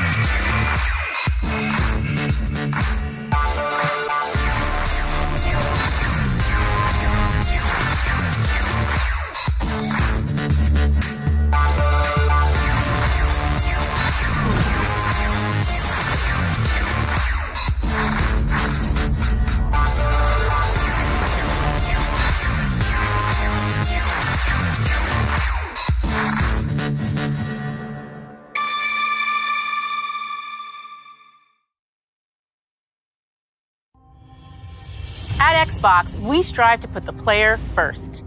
And that's what you've seen from us over the years. We've led the industry with backward compatibility. We championed crossplay and cross-progression. We delivered Game Pass, first on console, then on PC, and with cloud gaming. So what's next? How can we give you even more freedom, more choice, more ways to play? Our next step is to unify your gaming no matter where you buy or play. So we're building an Xbox experience designed for players, not locked to a single store or tied to one device. The Xbox Ally is an Xbox you can hold in your hands, bringing together the power of Xbox and the freedom of Windows. On this Xbox, you can play games across your entire library, including all the Windows PC game stores, from Xbox and Battle.net to Steam, GOG, and Ubisoft Connect. And the highly anticipated Hollow Knight Silksong will be available at launch and in Game Pass when the Ally releases later this year. In fact, every new game you see in today's show will be playable on the Xbox Ally. We have always wanted you to have the unique experience of Xbox on any screen. That's why we're investing in Xbox Play Anywhere. Whether you're playing on console, PC, smart TV, or any Windows handheld like the new Xbox Ally, the Xbox experience roams with you. Your library, progression, friends, and achievements. There are over 1,000 Xbox Play Anywhere games on Xbox today.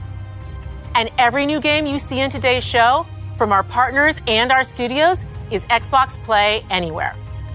And because it's Xbox, you can always have access to Game Pass with a diverse lineup of games from the biggest franchises to critically acclaimed indie hits. This is the freedom we believe players should have. Any game, anywhere. And we are giving it our all every day to make this vision real. But it all comes back to the games. From Dead to Rights on the original Xbox to Armored Core 6, our relationship with Bandai Namco Entertainment has stood the test of time. We both believe in bringing amazing experiences to players around the world, and their next game does exactly that. From Rebel Wolf Studio, this is a story-rich action RPG steeped in dark fantasy that I can't wait for you to explore. Thank you, and enjoy the rest of the show.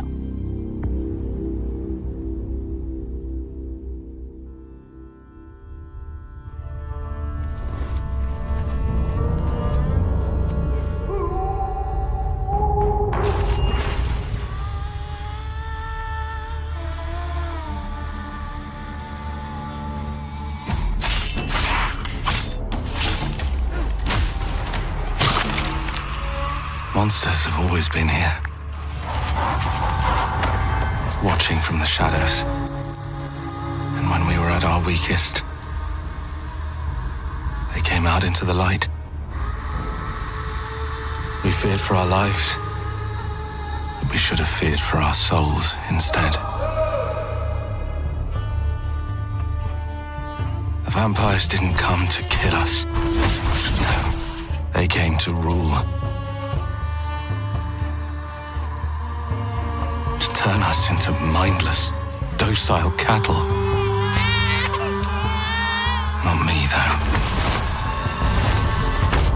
They tried to change me into one of them. But I became something else instead.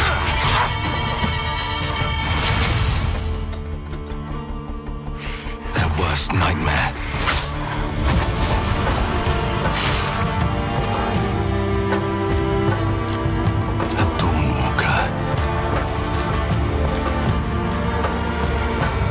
Trapped between the two worlds, fighting to even the score, fighting to understand the evil behind it all.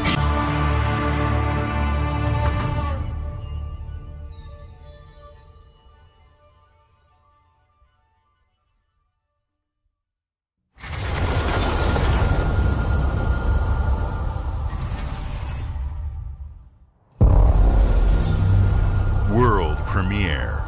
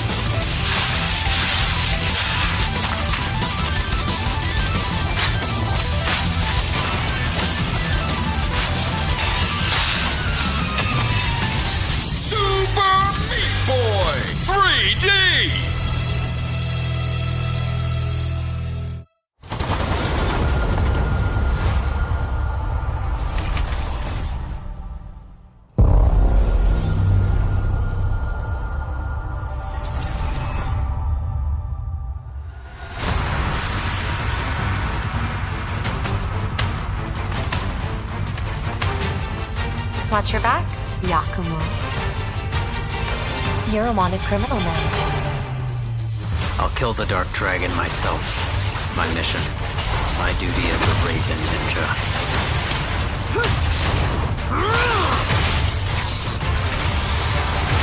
Breaking the Dark Dragon free has its consequences.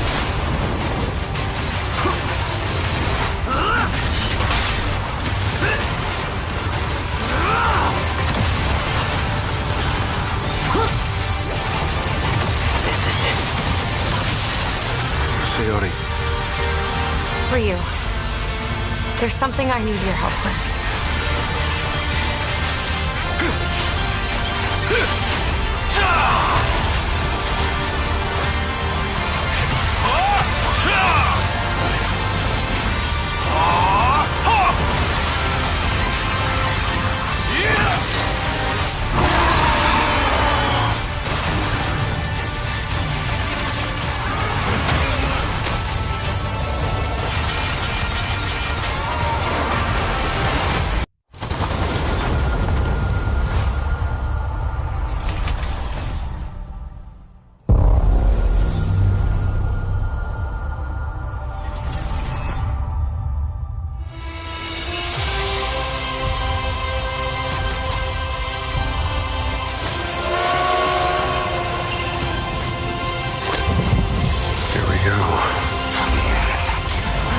Good luck, Indy.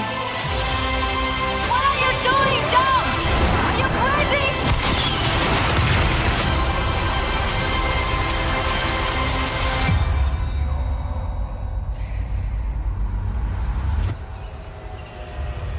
This is where it starts. Beneath the streets of Rome. Enter the city of Antioch.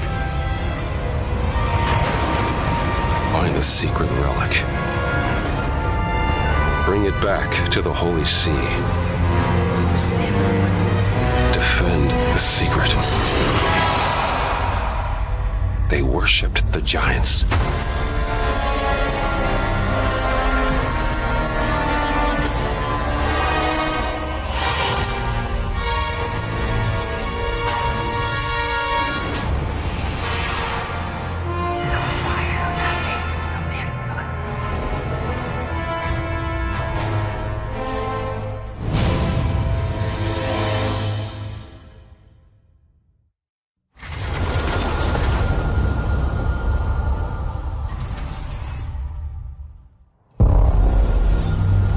World premiere.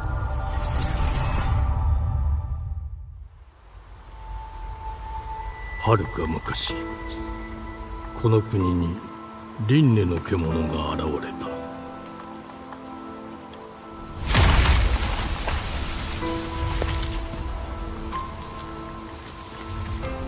輪廻の獣は汚れを吐き、あらゆる生物を蝕んだ。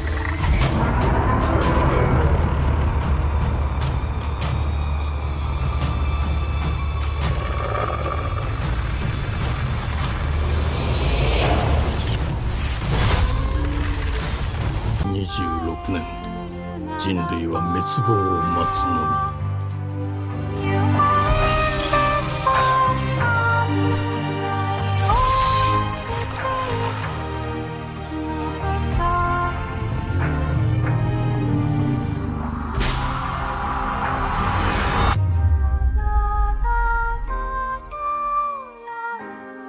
封じ子エマ、お前こそが輪廻の獣を滅ぼす刃となる。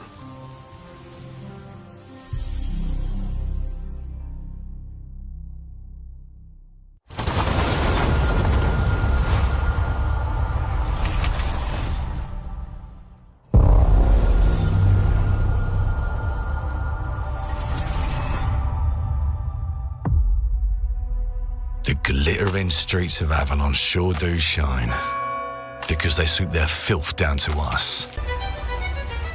Life here ain't for the soft-hearted. You will be paying me back until you fucking rust. It ain't for the spineless. To keep your filthy pickers off me! And It sure as shite ain't for the decent. That's a clean sweep for what a...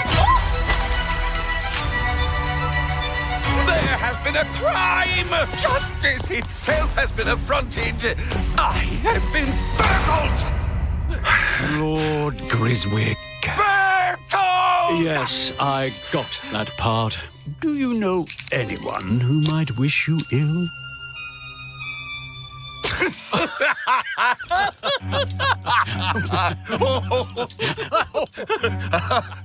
We can't arrest and question everyone.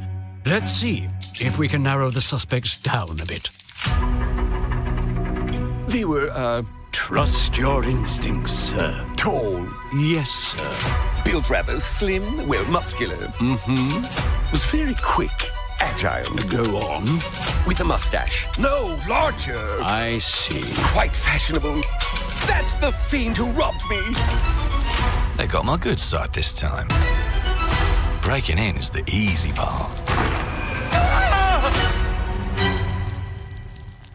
Your brandy, sir. Getting away with it is the real trick. These candlesticks ain't gold. Worthless and dull, just like you. Nah, I have a customer. How can I help you? I'd rather talk to you, Errol. Sounds like I'll get a better deal. You talk to me first, and him never. Got it? Uncle's a bit touchy, ain't he, Errol? Touchy! I say touchy! There. Anything else you'd care to say to Errol? Brains. If I hadn't seen it with my own eyes, I wouldn't have believed it. Round here, it's all sharp edges, empty pockets, and blood on the cobbles. Goodbye, Silas. No! I'll hurt you, you fucking meatsack! I'll leave you with a pissing bed of peaches! You'd either got a gang at your back, or a knife in it. We're family here. Family takes care of its own. Can't put a price on that, can you? Them's in charge. They don't keep order. They keep power. Take this thing into the crucible and melt it. They just want us beaten, broken, and too scared to fight back. I don't want to kill him. That's why it pays to be clever and well-armed.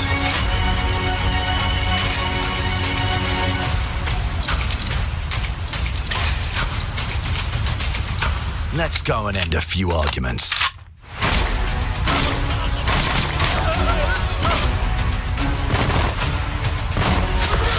Don't get cocky. They've got a weapon far worse. Time.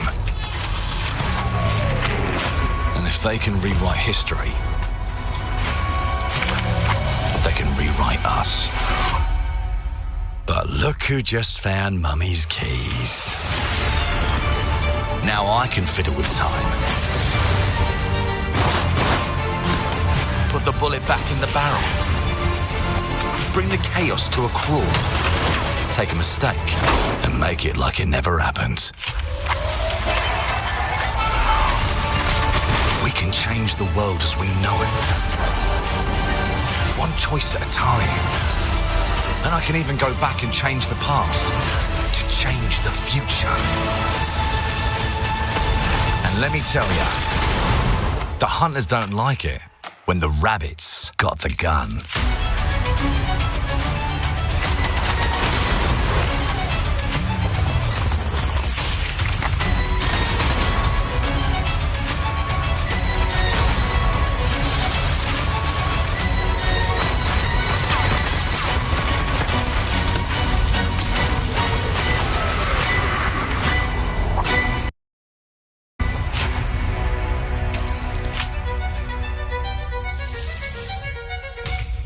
Now let me alone and piss off!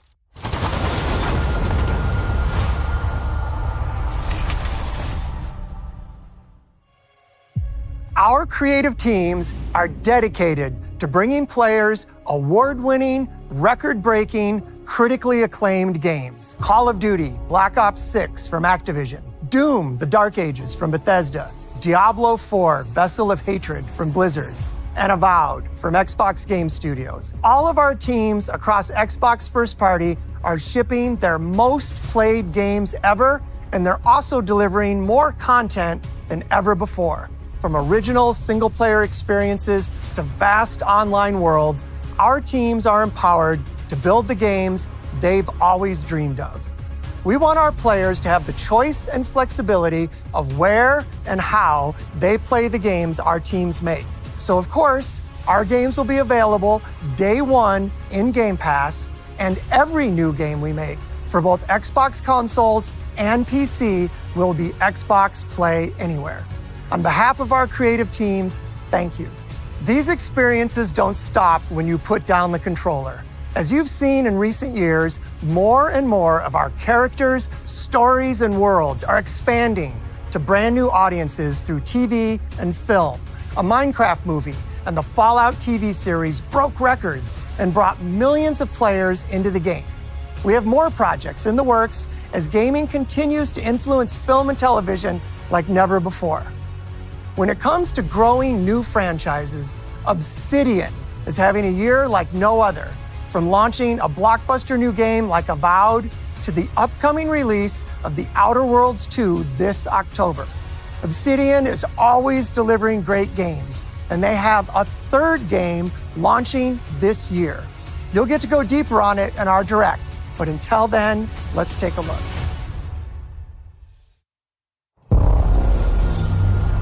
World premiere.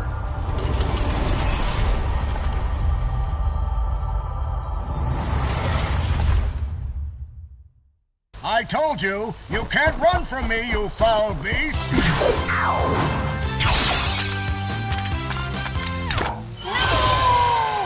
With new flexible legs, the Yoke Girth action figure can ride anything!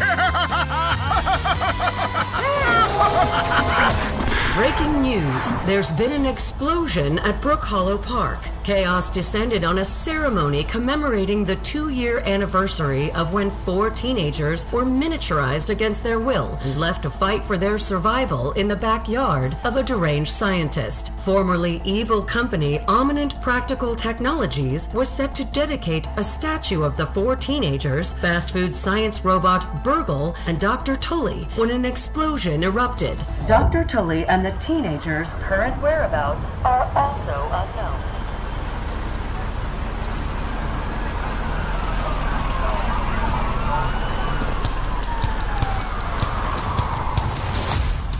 You gotta keep them separated.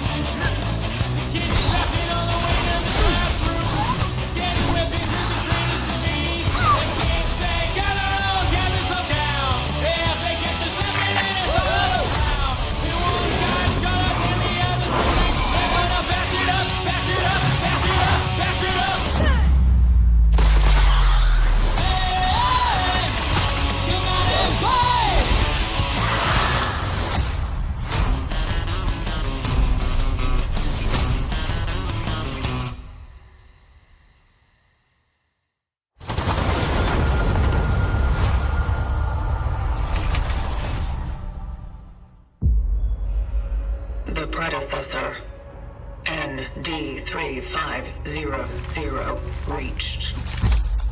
Accessing predecessor's travel log. Attempting data salvage. They become...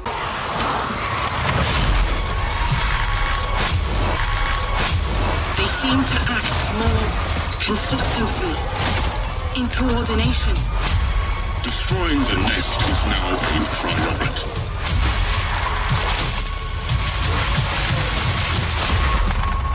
Such is our calling. Such is our calling.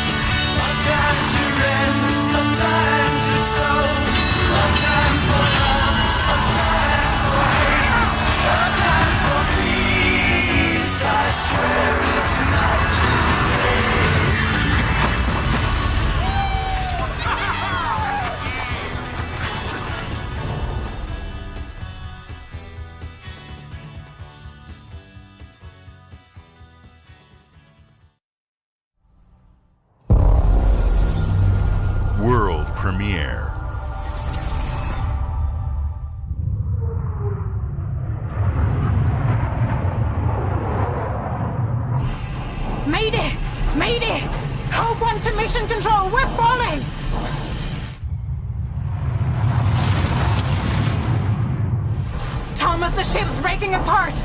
There's no time! Evacuate! Now! Thomas, come in! Ariane, you sacrificed everything for a new world, to save mankind. And I'll always love you for that.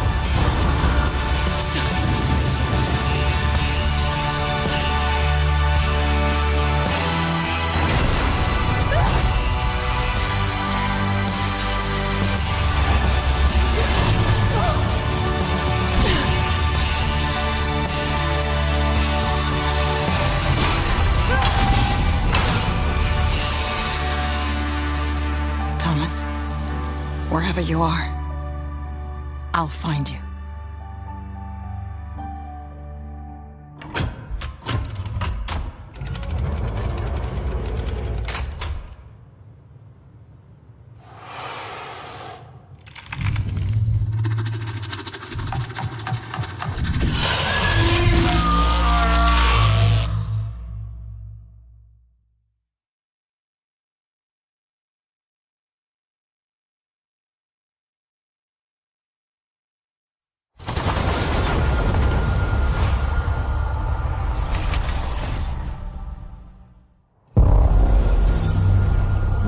Premiere. Welcome to England, Mr. David. I know this must be a shock, having never met your real father, but he left you this hotel in his will. It's been in your family for generations, much like the caretaker. He's a little eccentric. Well, hello there. It looks like you're about to do some renovations. Would you like some help with that?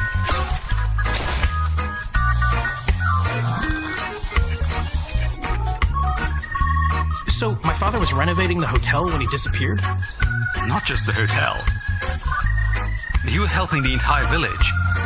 You have his power tools. You know, you could pick up where he left off. You seem like a good man, like he was. I'm in. They don't suspect a thing. Just make sure the locals don't get wind of what you're really up to. Because if they find out, they will wicker man your ass. You keep looking into things, and things are gonna start looking bad. Don't make the same mistake your father made. In this place, the only one you can really trust is me.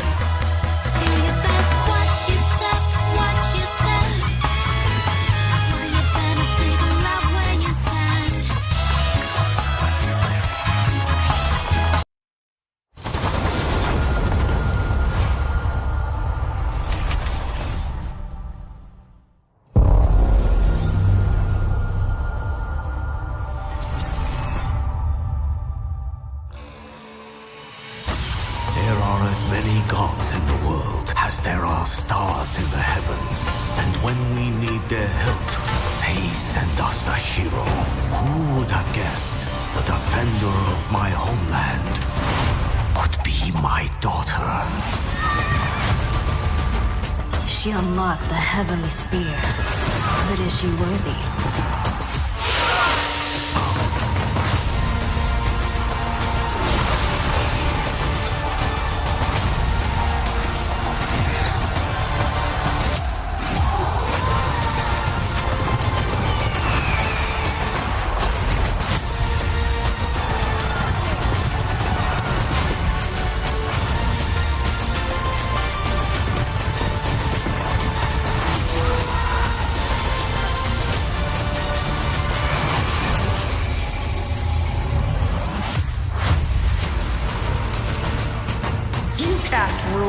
If the heavenly spear is mine.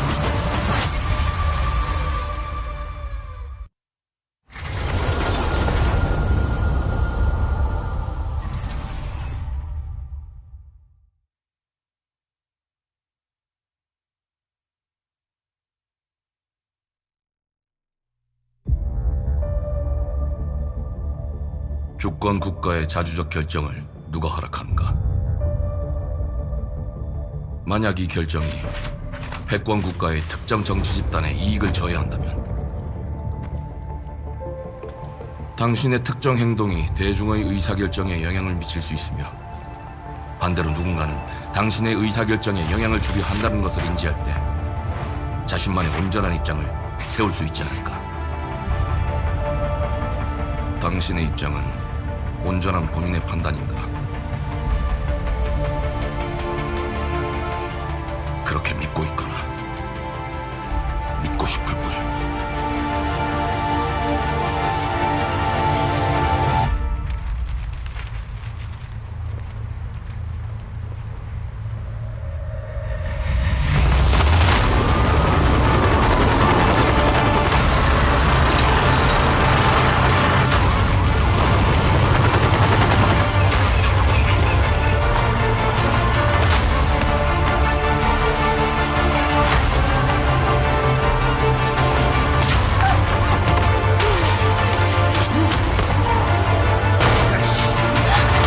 당신은 무엇 때문에 분노하는가?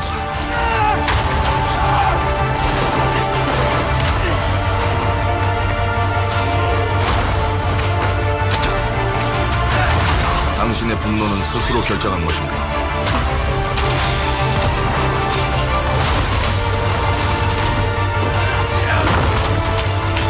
누군가 당신의 분노를 이용한다.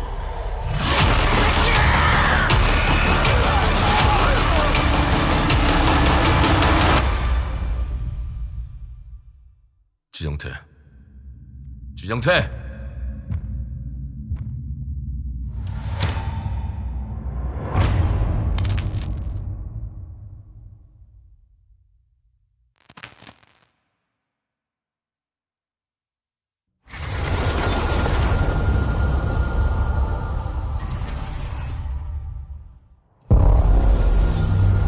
World premiere.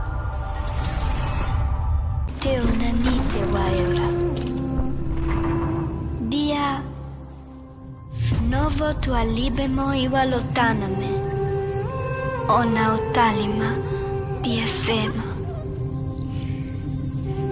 Te onami.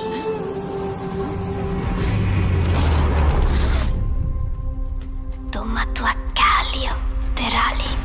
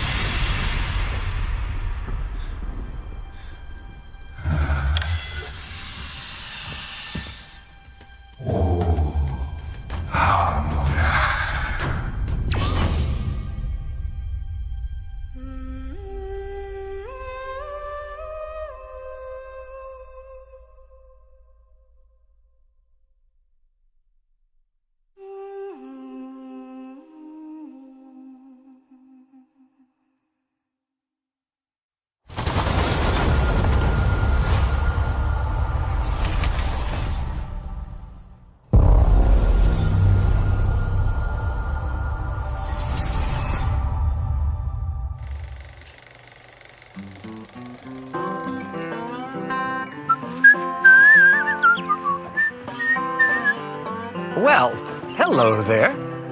Beautiful day to relax by the old fishing hole, wouldn't you say? When it comes to fishing, Appalachia is a land aswim with opportunity. Yes, you'll find fish of all flavors in every walk of waterway, from its mightiest of rivers to its humblest of ponds. Just step up to the bank, cast your line, and when your bobber starts bobbing, reel in the rewards. What do you got on there, Jed? Worms! And how are they biting today? See for yourself. Bagging the big fish starts with finding the right tools for the job. There are as many unique combinations of rods, reels, bobbers, and baits as there are fish in the sea. And when you've caught your fill, pop over to the local tackle shop to swap fish tails. Can you smell that? No matter what troubles plague the future wastelands of Appalachia, you can always find comfort in cozy little joys like this. You just gotta know where to look. Vault Life is your ticket to easy living. Design and build your own little slice of paradise. A place to show off all the bits and bobs you collect in your travels. Got a green thumb? Plant your own peaceful vegetable garden. And nothing warms the heart like a neighborhood cookout. Ah, community makes a wasteland a waste home. Join today, and tomorrow you'll be kicking back and sharing a meal with friends in beautiful Appalachia.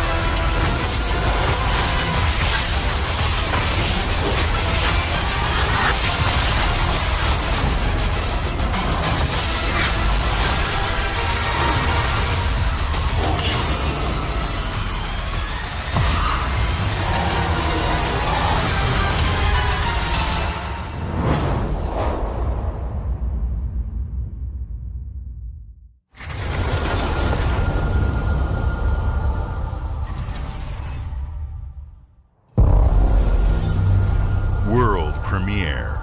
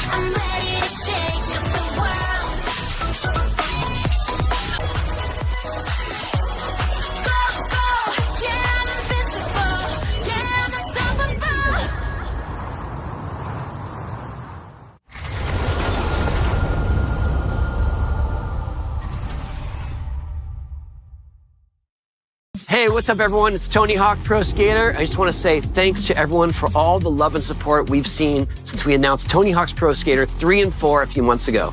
These games have changed my life, but more than that, I've seen them help spread a love and appreciation for skating all over the world, and that means everything to me and the team. I can't wait for you all to experience the game. It's been rebuilt with so much care and attention to detail, with some brand new parks, new music, new skaters, and more. And you can enjoy it all with your friends with up to 8 players in multiplayer. Tony Hawk's Pro Skater 3 and 4 officially drops July 11th, and we have a lot more surprises to come. Check out the launch trailer now.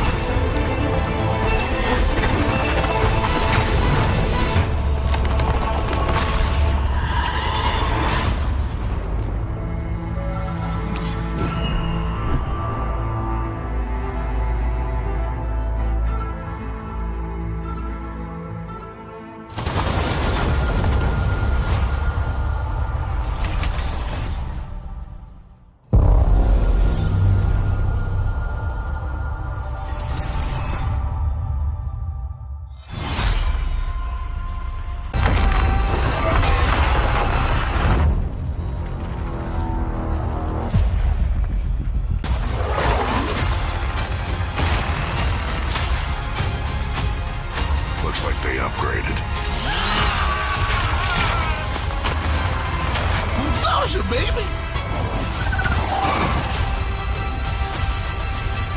Let's do this.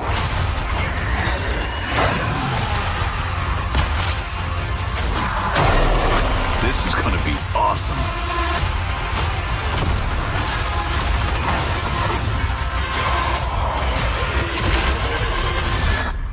Form up!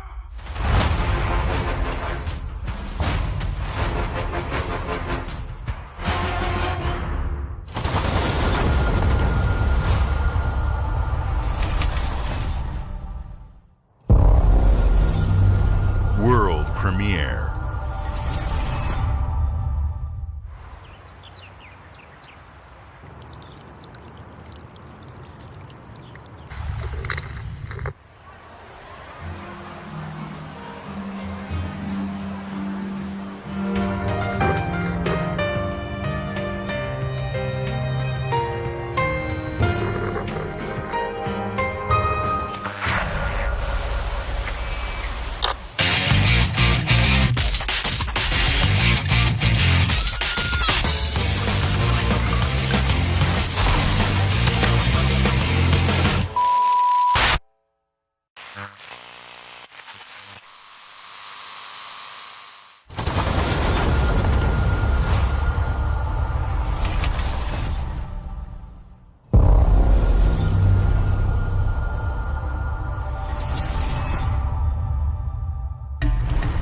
The Smugglers League is always there. But you won't see us. You won't hear us. And the only way you'd ever know it is if that's what we wanted. As smugglers, we deal in the goods others are afraid to handle. Guns, explosives. And don't forget the rum. It's a life of danger like no other. So I guess my question is, can you handle that?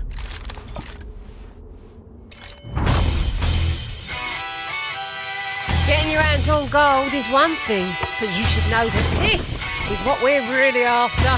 The bigger the boom, the better. Smugglers need to be adaptable. It's more than moving under moonlight and shadows. You should be ready to take advantage of others' misfortune. Stealing, of course, is always an option. Just do whatever it takes to get the job done. You are pirates, after all. Welcome, my friends, to the Smugglers League.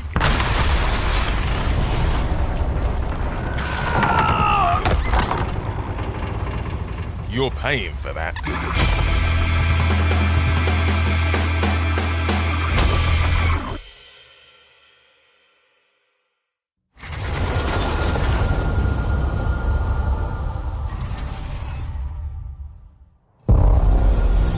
World premiere. Hope you're not in a hurry because northbound is backed up all the way to 18th Street. And the southbound ain't looking much better. This is ridiculous. Please, come on. Are you one of them? You're here, but it's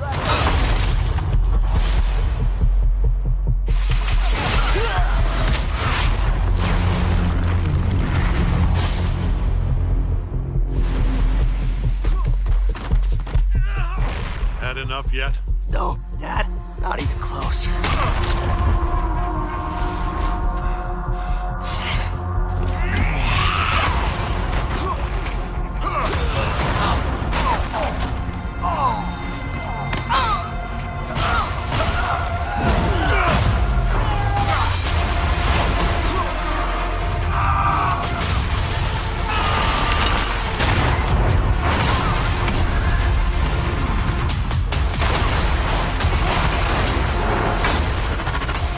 Hoped you'd understand why I had to do this.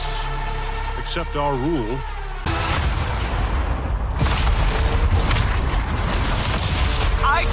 Coming through!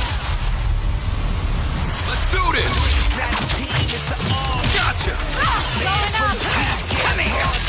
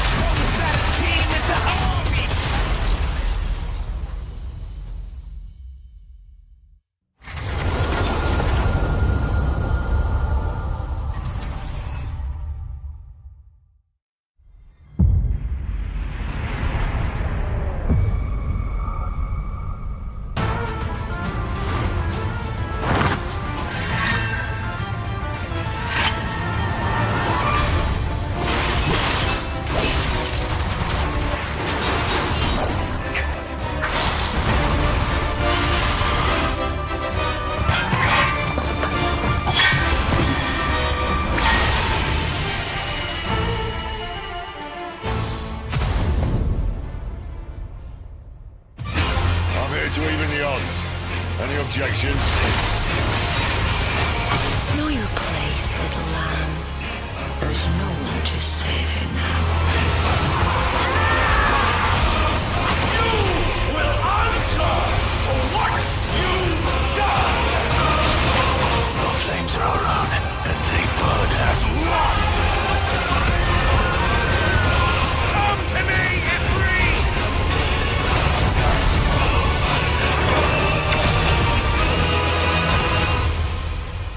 You cannot endure a second claim upon her being, but she may yet be saved by you.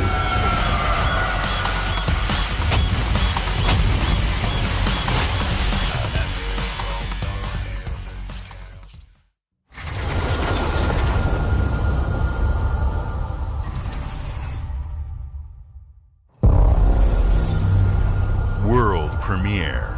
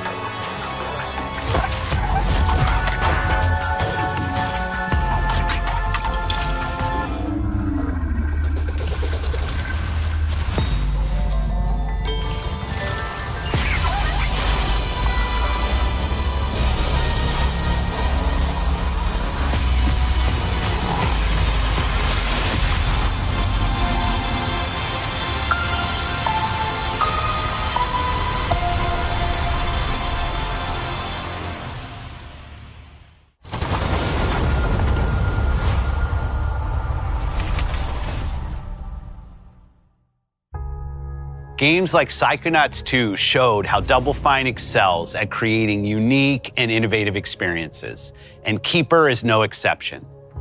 Looking ahead, next year marks 25 years of Xbox. It's a big milestone for the platform and franchises that you helped build and make popular. We couldn't have done this without everyone who's been with us on this journey. As we think about bringing a new generation of players to these iconic franchises, I'm excited to share that players will get to celebrate 25 years of Xbox with a new Fable, the next Forza, Gears of War E-Day, and the return of a classic that's been with us since the beginning. Today, you've seen an incredible range of games from creators across the globe. Creators like In Exile, reaching for new heights with Clockwork Revolution. Sluggerfly, making Team Meat's modern classic platformer into 3D. Square Enix, bringing more of the critically acclaimed Final Fantasy franchise to our players. And Team Ninja, returning to the beloved series they debuted on Xbox. You've also seen the next Xbox hardware release, our Xbox Ally handheld, which lets you bring your Xbox experience and your library with you anywhere. I hope you enjoyed the breadth and depth of the games, updates, and experiences that are coming to Xbox from our partners and our own creative teams. We're seeing more players on our platform and in our games than ever, thanks to all of you.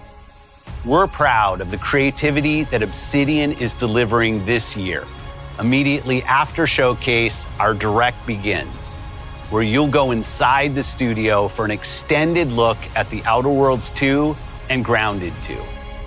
Thanks for joining. Welcome to the Guild. We have been expecting you. Please, follow me. You already know us as a global tech leader. Our software, our systems, combined with our skilled team, is designed to save lives. Your years of service have shown you the importance of our work. Here, you'll witness the global scope of that mission in action. Let me introduce you to our esteemed visionary.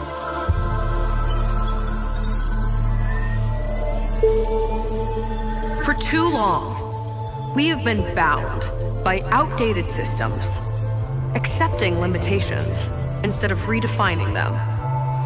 The Guild is safeguarding tomorrow, now. We are pioneering the future of protection worldwide. Our advancements are designed to elevate everyday life, reshaping the future of technology on a global scale. I'm Emma Kagan, CEO of the Guild.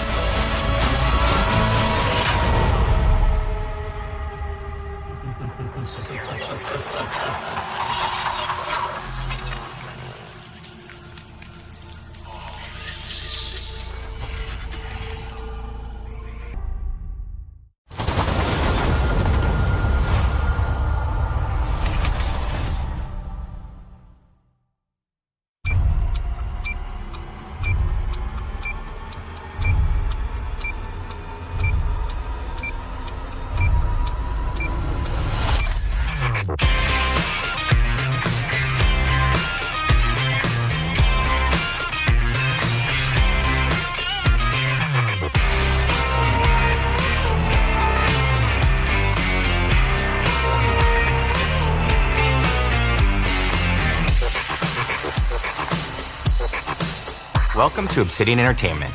We here at the studio have joked around that this has been the year of Obsidian, with Avowed releasing early this year and now ending the year with 2 more games.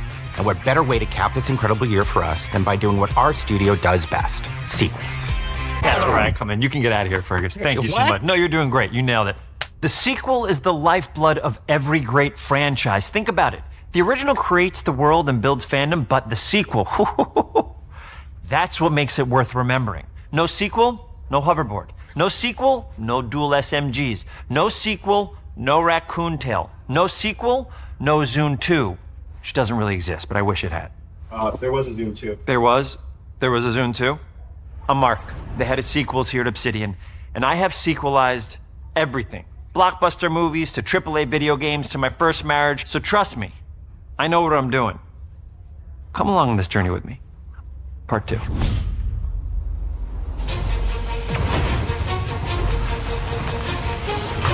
Let the killing commence.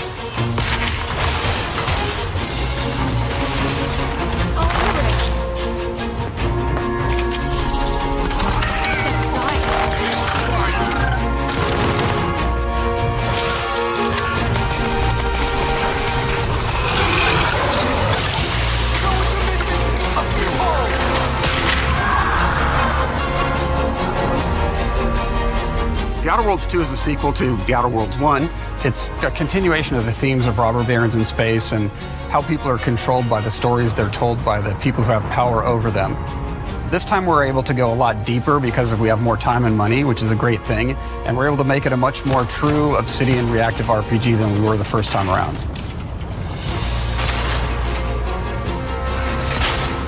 So we're going deeper and more complex with everything for this sequel. Deeper story, lore, RPG interactions, reactivity, all the things we've been known for as a company. It's really a complete realization of everything people want from an Obsidian game. Surprisingly, this is the first time in over 25 years that I've had the chance to do a full sequel for a world that I helped co-create.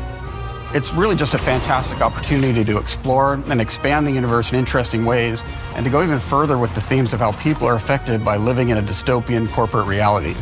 You can shoot your way through it, you can talk your way through it, you can sneak your way through it. And so no matter what kind of playstyle that you like, this is just an awesome franchise and an awesome game to jump into, even if it's your first one. The first Outer Worlds was a great base to start from, as it has all the elements of a great Obsidian RPG. Interesting characters, deep worlds, important choices. In the Outer Worlds 2, not only did we want to double down on those elements, but we wanted to give players even more of it. We've also put a lot of investment into skills and traits that impact things like combat, conversations, and areas that we call RPG interactions, which are the part of the world where players can use their specific skills, perks, and backgrounds to solve problems in unique ways in our new, bigger worlds.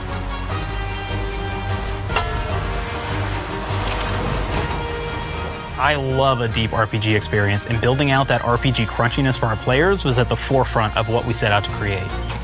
We prioritize those deeper RPG options with different character builds and combos so players can express their role-playing power fantasies.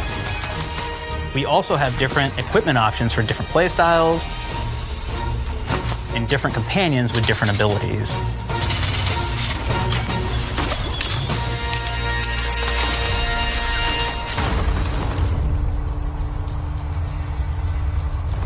In the first Outer Worlds, you start off as the Stranger, which was basically a blank slate to build on top of with various attribute points that would begin to define your personal experience in the game. You can make any kind of character you want, but we've given you a role. That role is an Earth Directorate agent. You can think of them as kind of like space cowboys or space sky marshals. They're the good guys that go into places and kind of fix everything that's wrong. You're gonna be one of those. But we don't tell you why you joined the Earth Directorate. There could have been a lot of different reasons, right? It could have been because you're an actual lawbringer and you want to go in there and spread law throughout the galaxy. It could be that you're a roustabout and you just had nothing better to do. After you pick your background, one of the really important choices you have next is choosing your traits. While we had attributes in the first Outer Worlds, we've leaned into traits for the Outer Worlds 2, which are these big changes to your character depending on which ones you pick. So it could be something like Brilliant, where you can tag extra skills and you start getting extra skill points. And that's obviously really great if that's how you want to build your character. You can also go and do something like Lucky, where you get extra critical chance, and you also get a lot of really cool options throughout the game as well. Of course, we brought back Dumb, so players love the Dumb option. Tell me, do you believe in signs?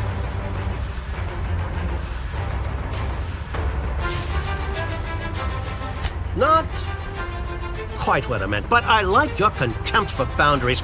I could put your adventurous spirit to good use.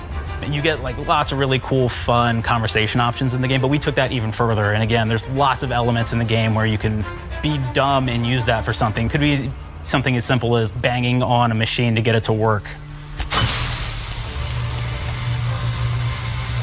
After you've invested in some of your traits, your next choices are going to be choosing your skills. The skills themselves basically allow you to build on your playstyle and what your character is doing in the game. That will be everything from playing stealthily to speccing for an explosive specialty.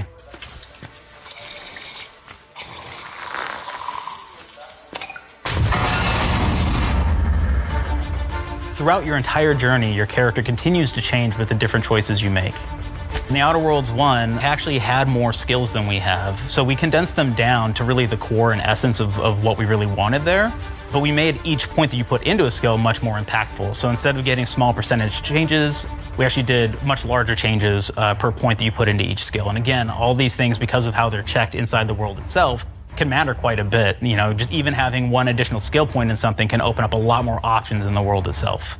If anybody's played Fallout New Vegas, they'll be very familiar with like the perk system. We basically borrowed that, but went even grander. We actually have more perks than Fallout New Vegas did. But here's the cool thing, right? We check and use perks for literally everything, right? So you can do everything from, hey, I want to make a stealthy build that steals stuff and is really good at that. Okay, great. Well, you can take maybe the pickpocketing perk. So that's not available to everybody, but if you select that, now you can actually go around and steal things out of people's pockets.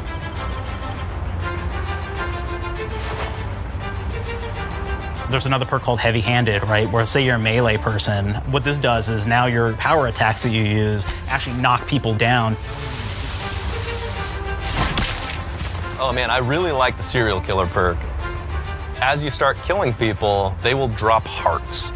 And you can take those hearts, and essentially you're taking these trophies, you could say, and it's actually giving you a permanent health bonus every time you do it. We have this perk called Assassin. Now, this is an early game perk that you can take, which every time you stealth attack an enemy, you're actually going to get a movement bonus for a certain amount of time.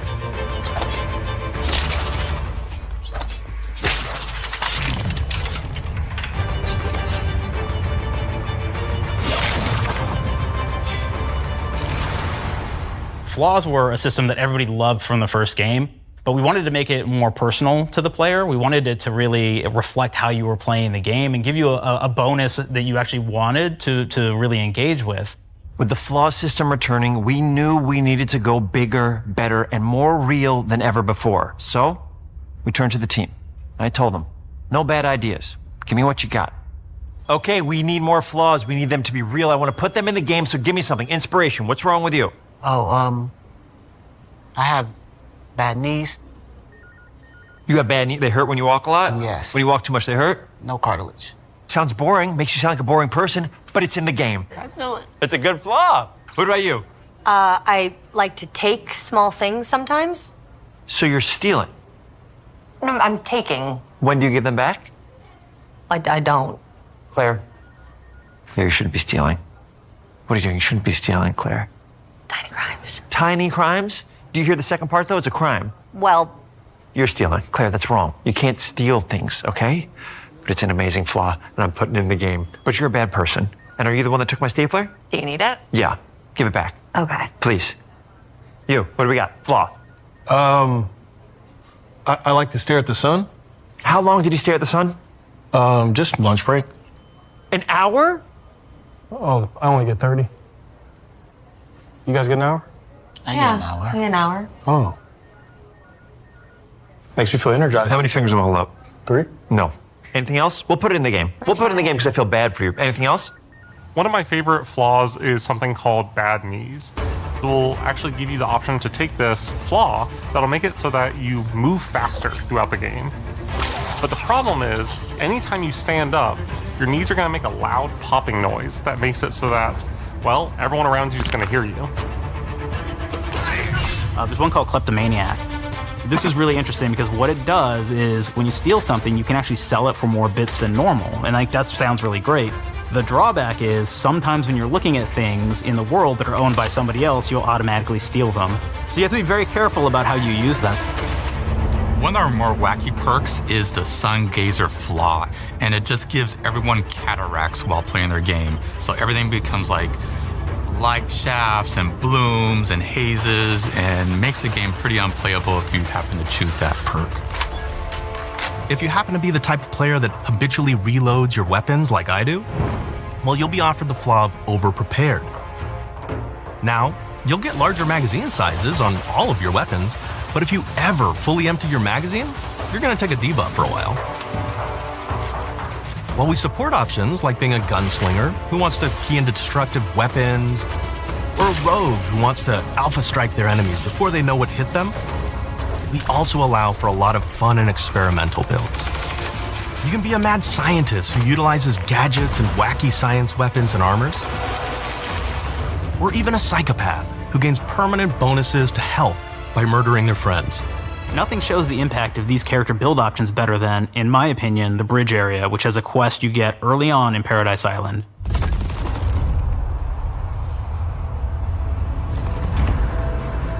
Not only do you kind of encounter this very early, and it's a very core one to the story, but it really expresses our philosophy of allowing the player to solve problems in a bunch of ways. So you may solve it by speech options. You may talk to them and maybe have to go do a quest for them and really kind of prove that you're a friend of the Protectorate to get by. I may have need of your help, stranger, if you are ready to seize an opportunity to show fealty to the Protectorate. You could go guns blazing and you could just take everyone out inside the POI, lower the bridge itself, and kind of get across.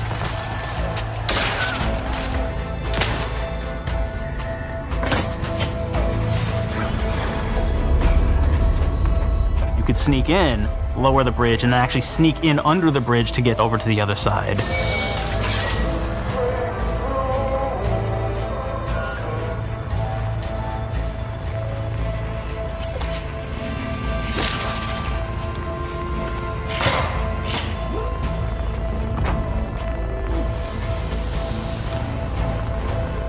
You can bypass the bridge entirely if you found like certain gadgets, like the shield gadget that protects you from poison gas as you go across, or the double jump boots, which kind of allow you to jump across the chasm and get across that way.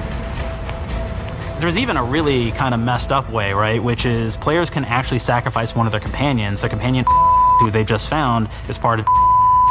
We're no different than the Vrees if we start tossing our own to the rats. I sure as law ain't gonna follow someone who can't see the wrong in it. I must admit I'm surprised we could come to an understanding. But I thank you for your loyalty, stranger. As promised, you shall have clearance to cross this bridge. It's such a fun quest, but again, it really showcases that we want you to be able to solve this in whatever way you want to. When you build your character your way, we're there for you. We really want you to have the experience that you want to have out of this.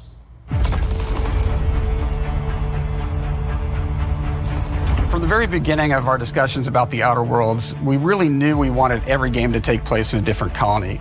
This lets us expand on all aspects of the universe. Every colony can be its own thing with its own flavor, and we can center them around anything we want, any ideas or setting we're interested in. Arcadia is an isolated colony with abundant resources, and it's run by an authoritarian faction called the Protectorate. Their dictatorship is thematically based around the question of how much freedom people will give up for security and luxury. For Protectorate subjects, unfortunately, that answer is everything. The Protectorate is also incredibly wealthy because it was founded by the inventor of the skip drives, which are the Outer Worlds' faster-than-light engines. But those skip drives are starting to cause rifts in space-time, which are cutting off all the other colonies on Earth from being able to trade with each other. The Order of the Ascendant is an offshoot of the Order of Scientific Inquiry from the original game, and like them are a science-based religion with the same goal of solving the universal equation, which will allow them to predict and alter the future to the benefit of all mankind. They used to be part of the Protectorate, but they split off to focus on solving the equation for the good of everyone, not as a way to simply control the masses. The player's been sent to Arcadia as an Earth Directorate agent to find out how the skip drives are causing the rifts and what can be done to stop them. Each of the factions have their own solutions to the rift problem and their own goals. The Protectorate wants to close them to protect their legacy as the inventor of the drives and their wealth. The Order wants to close them not only for the good of everyone, but also because they're complicating the math they're using to solve the universal equation. And Antes just wants to be able to open and close them at will to control all the trade routes between the colonies. In addition to expanding the themes and lore of the Outer Worlds, we're also expanding the humor, so each faction has its own flavor of absurdity. Anti's Choice is a merger between Anti-Cleo and Spacer's Choice from the original game, and there are corporate representatives in the Outer Worlds too. They've invaded Arcadia to liberate their resources for all of humanity, at a profit, of course. One of my favorite things from Fallout New Vegas is the radio system. It was just iconic for me, and I wanted to make sure that the Outer Worlds 2 had that. So we actually built out 3 different radio stations, one for each of the major factions. You also have a ton of music. Each station might have like, I think 20 tracks of unique music that we've made for it. It's a lot of stuff. But the really cool part about this entire thing is that we actually put a lot of reactivity into it. By Anti's Choice malefactors have been corrected.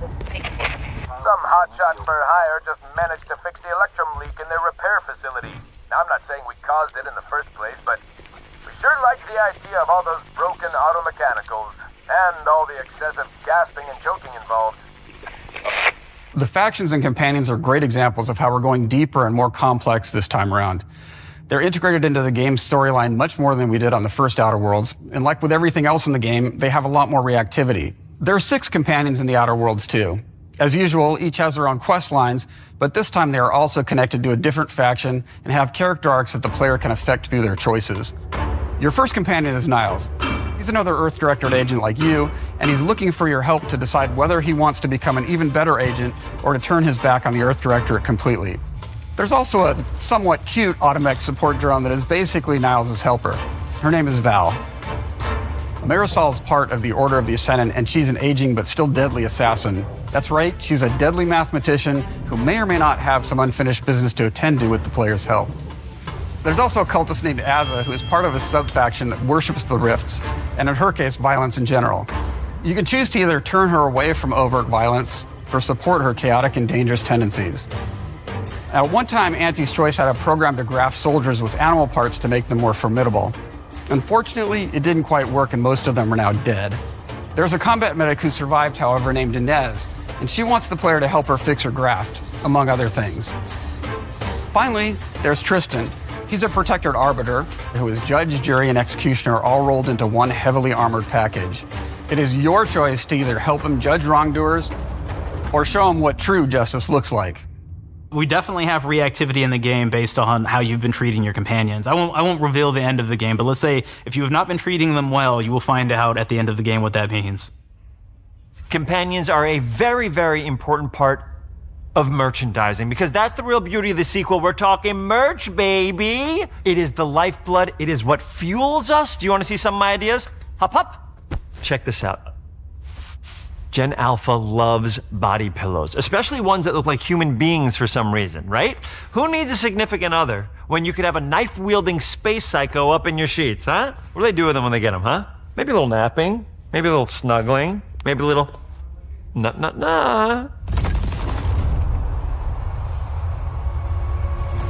The visuals of the first Outer Worlds depicted a frontier colony in space. The Outer Worlds 2 is driven by an invasion of the Arcadia colony system by Auntie's Choice, which shifts the visuals to be more reminiscent of a World War I-like setting in space. That evolution is seen across all aspects of the game, starting with the factions. How do you militarize everything, including extreme capitalists or math-crazed scientists? In a World War I setting, war comes with propaganda. The Sovereign uses it to maintain control, Auntie's Choice uses it to help their bottom line, the Order just wants to show how it exists within the grand plan. We want players to feel like Arcadia is a living, breathing place scarred by a long-standing war. Fairfield, one of the first towns you encounter, was once under protectorate control, but has recently been taken over by Auntie's Choice. They don't just occupy the town, they rebrand it with their signature style, repainting buildings, posting guards, and adding propaganda-based holograms featuring Auntie and the Moon Man. Showing the towns evolving after the invasion helps us push immersion for our players. One of our priorities in visually realizing the world of the Outer Worlds 2 was making sure everything is clear and recognizable from the player standpoint. We want to make sure each faction has a particular look and design. So when the player is running across these vast, different environments and landscapes, they're recognizing the motifs and visuals of who they're talking to, what they're going to be talking about, and how that progresses throughout the story. The first Outer Worlds was really about the player interfacing with corporations.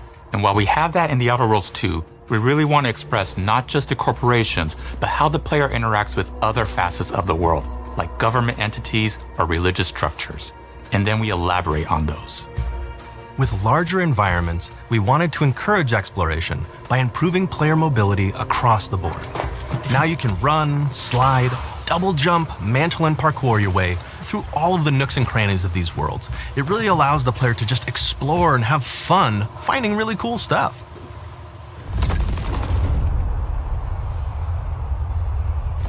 We've aimed to make everything in the Outer Worlds 2 better from top to bottom. The RPG elements were the start, but that's touched our story, our art, and especially our gameplay. A good sequel is true to the original. That's first and foremost, right? Like, we all want to add in a bunch of things as you're making a sequel, right? We want to make it bigger and better in every way. That's what we were trying to do here. And I thought, we did not need this consultant. We've made enough sequels. We understand how to do this. And I will say, I don't think it's been entirely successful. I am very proud of the combat improvements we have made in the Outer Worlds 2, thanks to my patented combat system. You may be thinking to yourself, it can't be that good. Shush, what are you even talking about? You haven't seen it yet. Watch this. Put a helmet on, because I'm about to blow all of your minds with my COMBAT system, combat system. My name is Mark, I'm the head of sequels. Shall we begin? You're thinking, what's C for? C. Capitalize the fact that the people loved the first game. We're gonna take those people, we're gonna make them buy the sequel, giving out pounds, pounds, pounds. Quick ones, ha, ha, not you, Dev. Here we go. What comes after C? O. Optimize for player satisfaction. I am terrified of online gamers, okay? I wanna make them happy. So let's, okay? All right. Mobilize the players so they're ready for that sweet pre-order. Clap with me. Sweet. If you don't have rhythm, Brandon, just say it. Sweet pre-order. Everybody has a different rhythm, and it's blowing mine. And here we go. B, burglarize. What is this? It's basically just finding new ways to loot dead bodies. You know what I mean? Right, Otis? Okay, well, it's a big part of the game. A, you gotta agonize about how many people are gonna be angry that we have just put so much combat into this thing and almost no romance at all. We should look at ourselves. What is wrong with us? Huh? We can't have one love story in this? How many people have been in love? Raise your hands. Raise your hand if you're in love. Okay, are you lying? I have a wife. Put your hand down. T, toi. In French, that means two, sequel. I think that means 3. Okay, you're getting ahead of yourself. Come on, Claire. We're on 2. And how do we end it? Our sound effects really sell the weapons fantasy to things like how a unique reload animation can add a lot of character to each weapon. We've increased the variety of weapons by including new weapon types, but also through a host of fun and unique weaponry. We have things like the Bourse Blaster that fires out tumors that can explode like grenades, or can even be eaten by the player for additional health. We have a weapon called Rookie's Reward that will actually level up the more you use it throughout the game. And every time it levels up, it's got fun fanfare where it's like shooting out confetti and it's got a fun little setup. We have a really fun weapon called the pop-up gun. It fires out ad drones that will distract your enemies with corporate ads, slogans, and jingles. While your enemies are distracted, you can focus fire on them or explode these drones for additional damage. New to the Outer Worlds 2 are throwables. So you can use frag grenades to flush out enemies, smoke grenades to camouflage and escape, distraction devices to bait enemies into a stealth attack,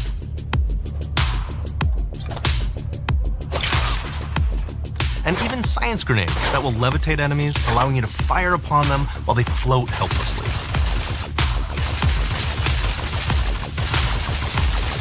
And of course, science weapons are back. We have returning favorites, like the Shrink Ray. This time it's been upgraded so you can shrink your enemy down to the size of a sprat and run over them, exploding them into bits. The Shrink Ray, that was probably my favorite one from the first game, so we brought it into the second game, but we improved it though. So instead of shrinking your enemies for a short period of time and having them re-expand, this time they stay shrunk, and we actually added in the ability to step on them and kind of squish them and kick them, because we knew that that was the player fantasy. We knew that's what everybody wanted to do. They wanted to step on the enemies, they wanted to kick them. So we made sure to double down on that stuff. In addition to things like our returning favorites, we also have some really fun and unique new science weapons. One of them is called the Armageddon. This one's really cool because it actually shoots out these masses that are like these little arms that will stick to people or cover or all kinds of different things, and they will continue to just hit them until they get destroyed. And we have another one that's just super cool called the Spectrum Dance Saber. This is a melee weapon that actually lets you attack to a musical beat. And if you continue to do that, you'll actually get additional bonuses each hit you do. One of my personal favorite weapons is called the Big Bang. It's just a big freaking gun that uses material harvested from rifts to shoot out a giant ball of energy, vaporizing everything in its path. Now, ammo's extremely rare for this weapon, but you can use it in just the right situation to devastating effects. Like another great one is Gary. If you wear Gary, he will lash out at your opponents as you're walking through combat. So we even have science armors, and we've really kind of shown off what we thought was really great for the player from a science perspective. We're all about letting people play the game their way. There's some players who prefer to be immersed in a first-person view, taking in all of the details. But there are others who really prefer to take the world in from a third-person perspective. Why not allow both? Well, now you can swap between the two, letting you enjoy the experience in whatever way you like. One of the things I really like about having the third-person mode is being able to see all of the fun and unique armors and armor combinations and weapons that you can equip your player with. All of the actions that you could do in first person, so you're double jumping around, you get to see your character in that way, and you get to take in the world and see things in a different light.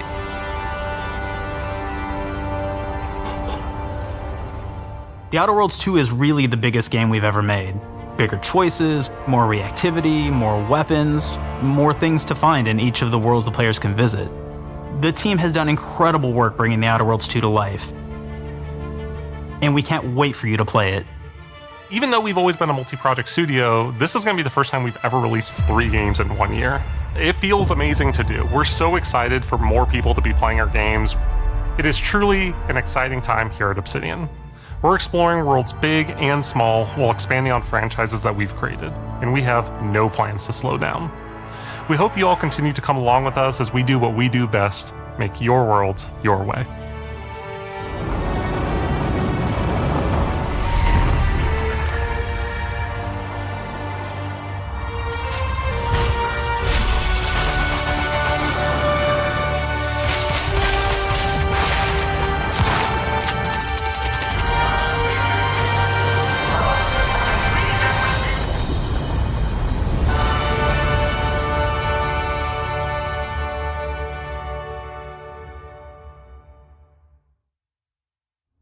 With The Outer Worlds 2, we're all about the best place to play, which is also the promise of Xbox. You can play The Outer Worlds 2 on this Xbox, but it may be hard to play it when you're staring at all these beautiful holes. Let's cut that. You can play The Outer Worlds 2 on this Xbox. Oh yeah, now that's Microsoft. Or you can take a phone call on this Xbox, then play The Outer Worlds 2 right after. Excuse me, I'm getting a call. Hello? What am I doing? I'm playing The Outer Worlds... Hello? Yeah, this is Mark. I didn't know I had jury duty today. You could play The Outer Worlds 2 on this Xbox, but it takes 2 people to lug around safely. We're gonna go up to my apartment, okay? And this is an Xbox you actually wear that also plays The Outer Worlds 2. What do you think, Claire? This is amazing. Are you playing? I think so. Fantastic. So now this is actually not an Xbox, so you cannot play The Outer Worlds 2 on it. Can't play anything on this. I guess Bread. You ever play Bread where you take it out of one slot, put it in the other? I don't have friends. If you pre-order the premium edition now, you'll get early access, which is like a prequel to the sequel, or is launch the sequel to the pre-order, or like, why are any of us alive at any time? It doesn't matter. Either way, my job here is done. It's time for the Grounded 2 portion of the Direct, which is sort of like the sequel to the Outer Worlds 2 portion of the Direct, which I absolutely just hit a home run with. You know, it's really nice to see my influence go on to other games. Take it away, team.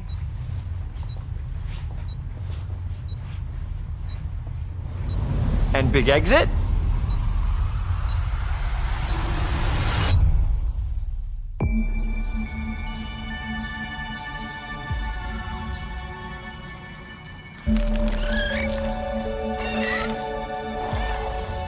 We're so proud of Grounded.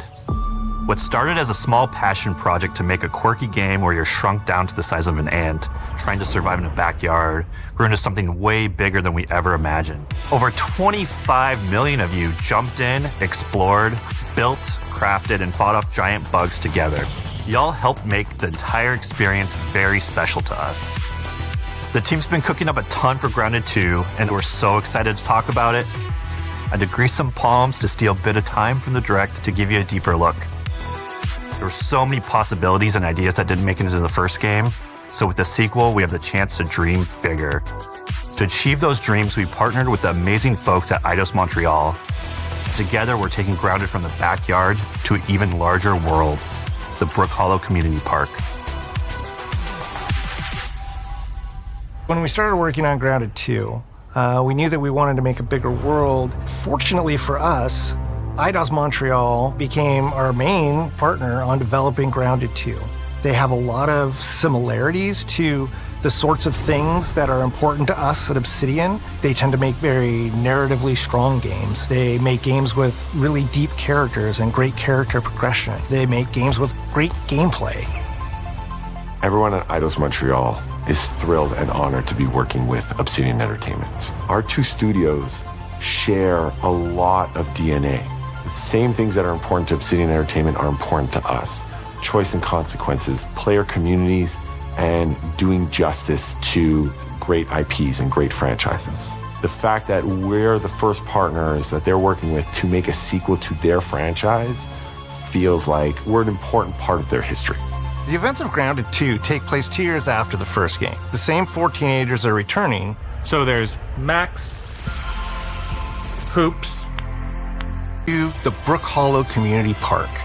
Not only is it bigger, it allows us to tell a lot more stories and expand the world of Grounded by exploring what the community of Brook Hollow has been up to and what they've been through. The park overall is about 3 times the size of the backyard, and our initial starting area is actually the same size as the entire backyard from the first Grounded. The reason we wanted to move into a park wasn't just to create a bigger world, but was to give us the opportunity to explore the community of Brook Hollow and what secrets have they been hiding.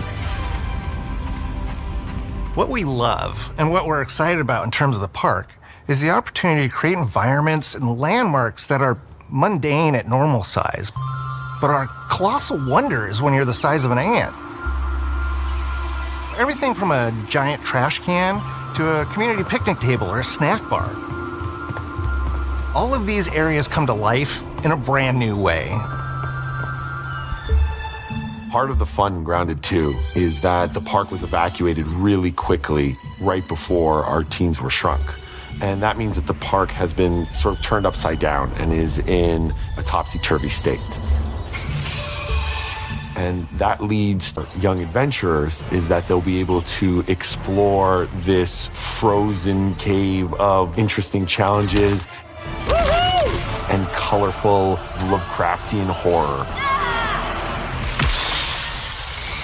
We have one anthill that's actually somebody decided to bury a bunch of toxic stuff in the park. And so there's all these toxic chemicals underground. The environment looks very cool and very spooky with all of the new layer of strategy. The changes that we've made aren't limited to tuning animations or adjusting attack or defense numbers or making characters or insects move faster or slower. But we did all that too, but there's also an entire sort of rock, paper, scissors strategy involving light attacks, heavy attacks, and blocking. We've also added dashing as a new way to both get out of danger quickly or jump in for a quick attack. And almost all the insects in the game will have these abilities now too. Sort of like a chess match, but one that's super frenetic, looks super cool, and is ultimately just a ton of fun. We're leaning into clear play styles for tanky warriors, low defense, high damage rogues, effect wielding mages, and ranged hunters.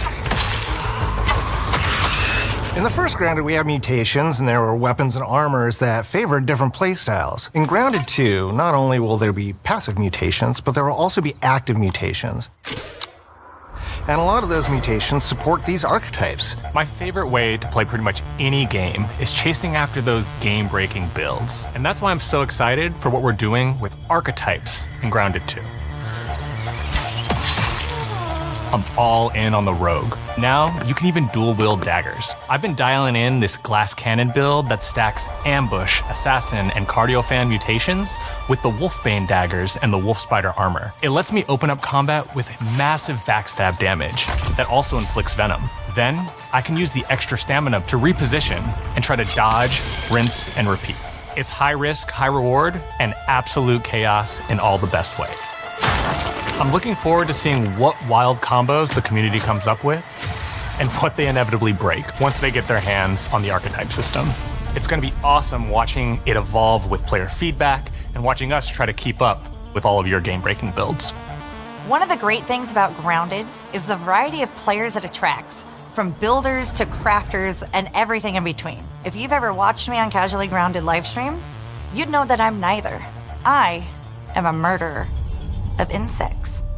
Personally, I prefer the term harvester. I love going out, hitting things, and bringing the materials like insect body parts back to my friends to use. This way, we keep progressing and playing together. We're also trying to make sure that armor and equipment are easily understood by the player, especially when they're playing co-op with their friends.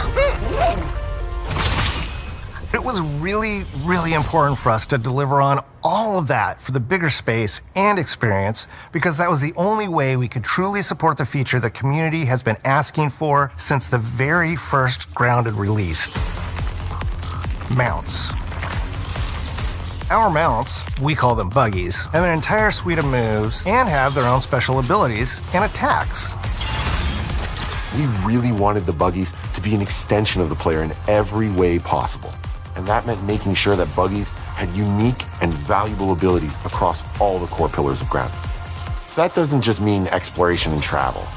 That has gameplay implications for combat, crafting, and building as well. Just like how we wanted to expand on player playstyles throughout the game, we're going to make sure that every buggy that we add has its own personality.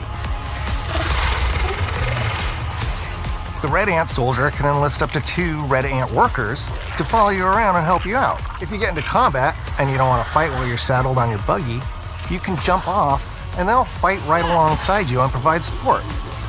The Orb Weaver buggies are a little less useful when it comes to general utility, like building a base or harvesting, but they're awesome when it comes to combat. Sure, their defenses aren't super strong, but they're heavy hitters. They're also super fast and they have some great special abilities, like a scream that allows them to stun lesser-powered insects, and the ability to shoot webs and entangle other creatures. So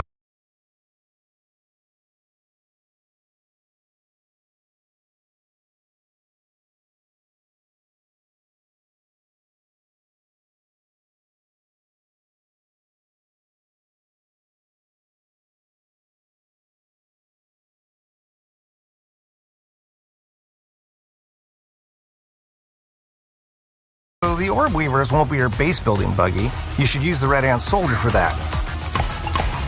But they're super fun for exploration and combat. Red Ant Soldiers and Orb Weaver Spiders will be available at game preview launch. There will be others in the future, but those are the 2 we're starting with. The connection that our Grounded community has with us is something we want to keep forging with the sequel as we make an even bigger game than the original. Pretty much from day one, we knew we wanted to return to game preview for Grounded 2. Sure, it comes with some trade-offs, like the game's not done and it's out to the world, but there's so much value in building it alongside the community. Buggies change how you traverse and navigate the park.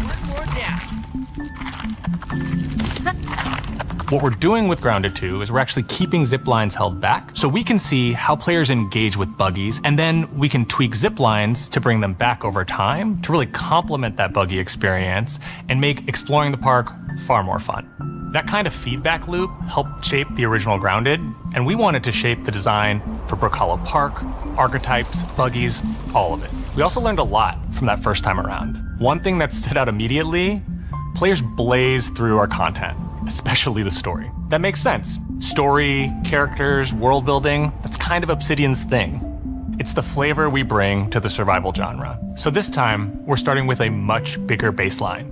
There's been an explosion at Brook Hollow Park. Chaos descended on a ceremony commemorating the 2-year anniversary of when 4 teenagers were miniaturized against their will. One of our favorite parts of the first game was watching the community uncover clues and spin up theories. This time around, we're leaning even more into that, and we'll be keeping a close eye on what our players discover and how they interpret it. Because you never know what might inspire us as development moves forward. We really started to hit our groove at the end of Grounded 1. We found that being open about what we were planning and then following through was key to building trust with the community. As a small team, we had to experiment with update pacing and scope And what we found resonated the most with all of you were bigger, beefier updates, even if it took us a little longer to land. So that's the plan. Larger, more complete updates spaced out just enough so we can take your feedback seriously and make every drop count. You can expect in our big updates new buggies, new biomes, new building pieces, all the good stuff. And we're launching with a public roadmap so everyone knows what to be excited about in the future. All of us at Obsidian Entertainment and IDOS Montreal are super excited about how close we are to letting all of you players get shrunk a second time and explore the all-new park on buggies in Grounded 2. If you're a returning Grounded player, we're really looking forward to you experiencing all the improvements.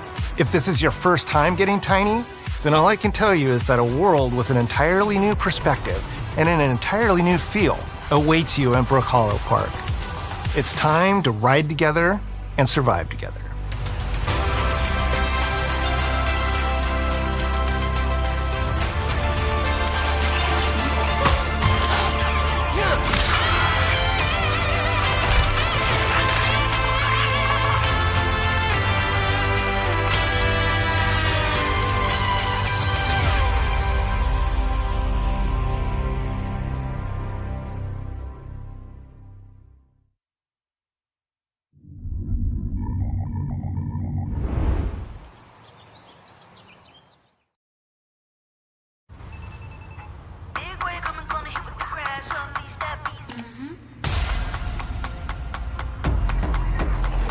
We have been expecting you. This is where it starts. We can change the world as we know it. Can you handle that? Let's do this. I'm in. I'm here to even the odds. Any objections? Here's to playing in the mud. And when we need their help, they send us a hero. Here we go. Please, follow me.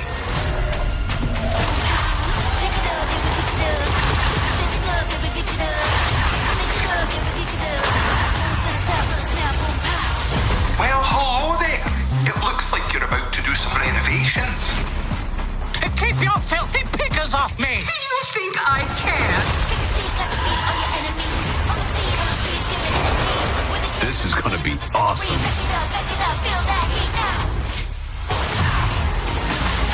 Mayday! Mayday! Hold on to mission control, we're falling!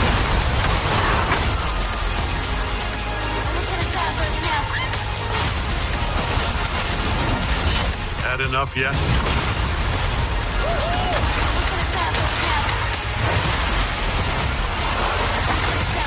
Form up! It's game time, baby!